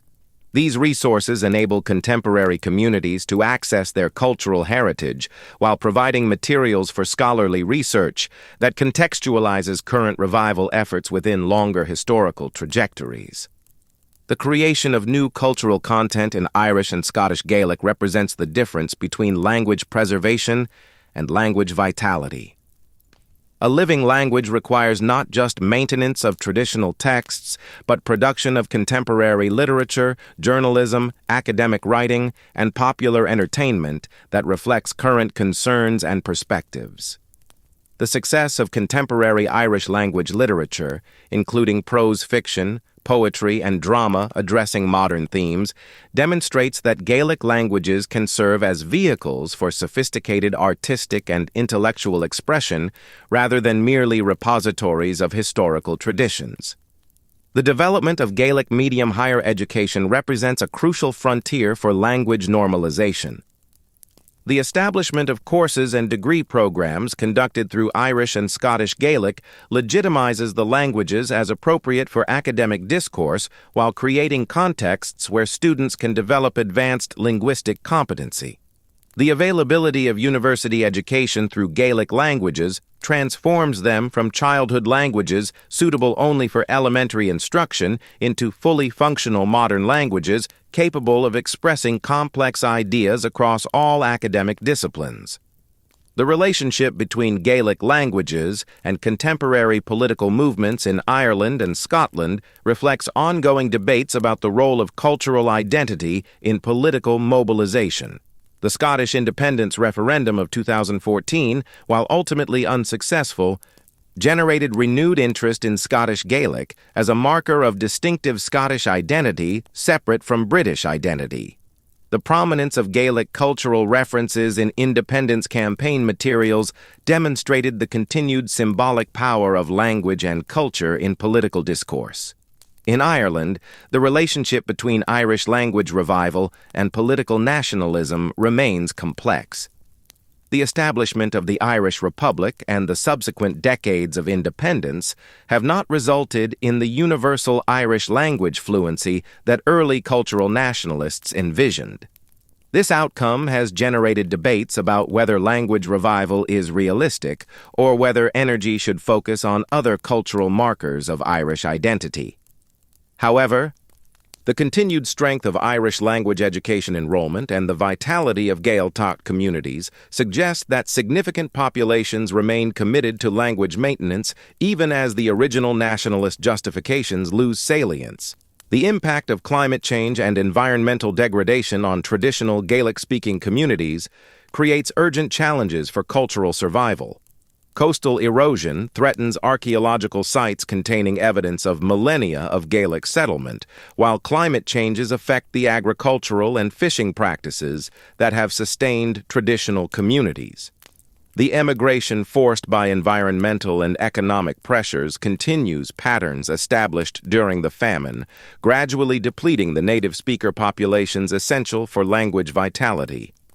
Addressing these challenges requires integrating cultural preservation with environmental sustainability and economic development in ways that enable communities to remain in traditional territories while maintaining viable livelihoods. The ongoing pandemic experiences of recent years have demonstrated both the resilience and vulnerability of Gaelic cultural practices.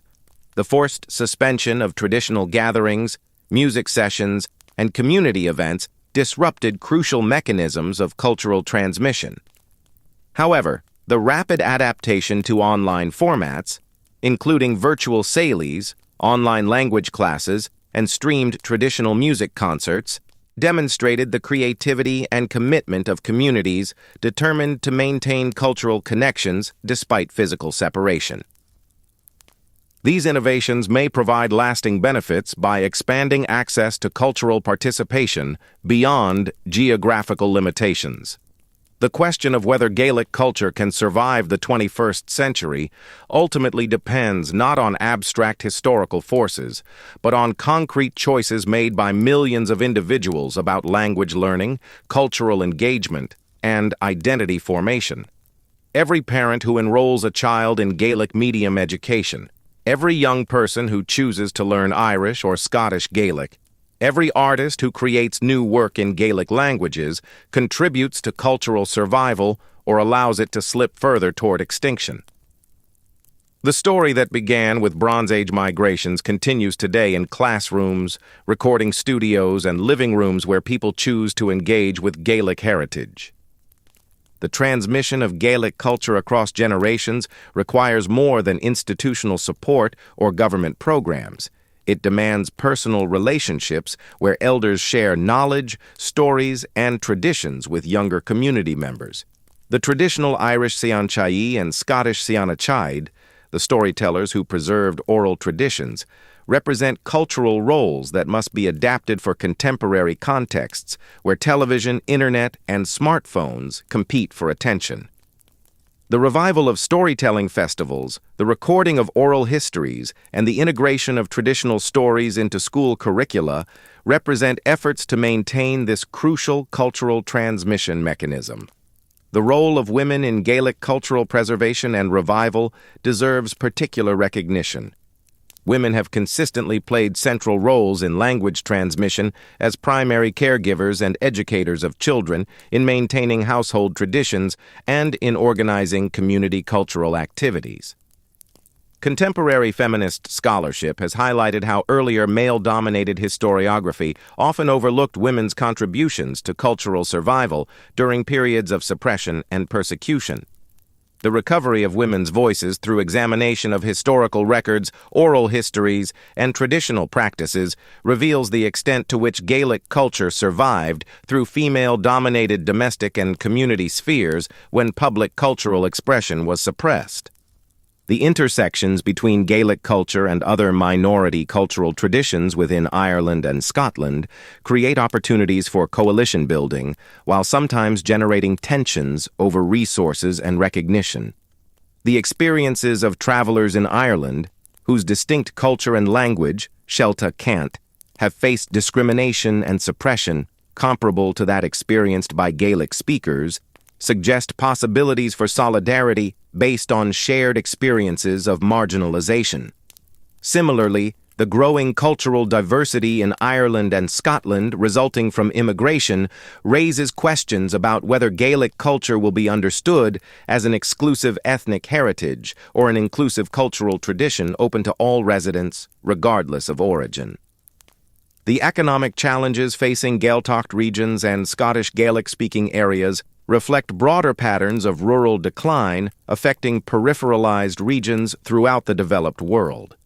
The depopulation of traditional Gaelic-speaking communities through emigration to urban centers with greater economic opportunities represents an existential threat to native speaker populations.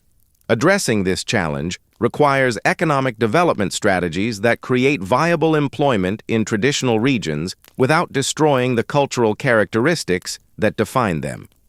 The potential for remote work, facilitated by improved internet infrastructure, offers possibilities for maintaining population in rural areas while accessing urban employment markets. Though realizing this potential requires investment in digital infrastructure and support for home-based businesses. The relationship between Gaelic culture and environmental conservation creates natural alliances between cultural preservation movements and environmental protection efforts.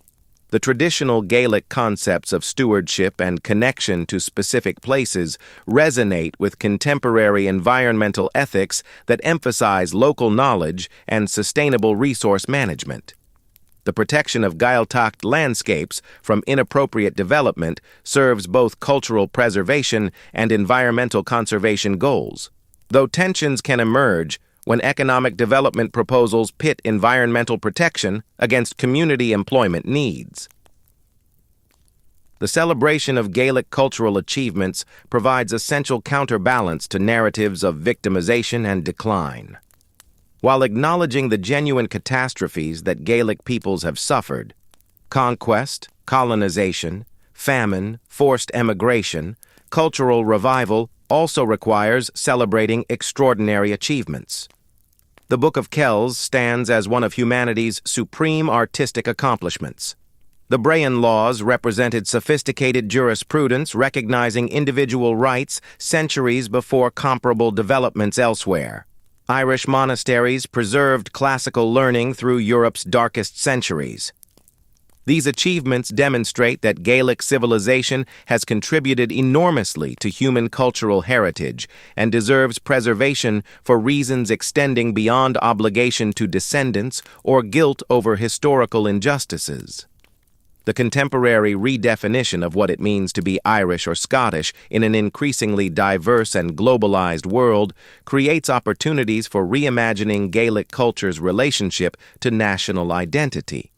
The traditional equation of Irish or Scottish identity with Gaelic heritage increasingly coexists with recognition that multiple cultural traditions contribute to contemporary national identities. This evolution toward more inclusive national identities presents both opportunities and challenges for Gaelic cultural movements, which must articulate the distinctive value of Gaelic traditions without implying that they represent the only authentic expressions of Irish or Scottish identity. The influence of Gaelic culture on global popular culture provides evidence of its continuing vitality and relevance. The international success of Irish traditional music, the global popularity of Irish dance, and the widespread celebration of St. Patrick's Day demonstrate that Gaelic cultural forms possess universal appeal that transcends their origins. However, this global influence raises questions about cultural appropriation, commercialization, and the relationship between popularized versions of cultural traditions and authentic practices maintained by source communities. The future of Gaelic culture will likely involve continued tension between preservation and adaptation, between maintaining connections to historical traditions and creating new cultural forms relevant to contemporary circumstances. The experience of other successful minority language communities suggests that survival requires not nostalgic attempts to recreate idealized historical moments, but creative adaptation that maintains core cultural values while embracing change. Welsh culture's evolution from 19th century decline through 20th century revival to contemporary vitality demonstrates that cultural renaissance is possible when communities commit to language transmission while adapting cultural practices to modern contexts. The ultimate question is not whether Gaelic culture will survive unchanged, no culture ever does, but whether it will survive at all as a distinctive, living tradition rather than a museum piece or ethnic curiosity. As we stand in the early 21st century, over 3,000 years from those Bronze Age forests where the Celtic story began, the future of Gaelic culture remains uncertain, but not without hope. The challenges are immense. Globalization, urbanization, economic pressures, and the sheer dominance of English-language media and culture. Yet Gaelic communities have survived worse. They survived Roman legions. They survived Viking raids. They survived Norman conquest. They survived Tudor cultural genocide. They survived the famine that killed millions. If survival were measured purely by capacity to endure catastrophe, the Gaels would rank among humanity's most resilient peoples. But survival isn't enough. The question now is whether Gaelic culture can thrive, not merely endure. Whether the Irish and Scottish Gaelic languages can function as living vernaculars rather than preserved relics.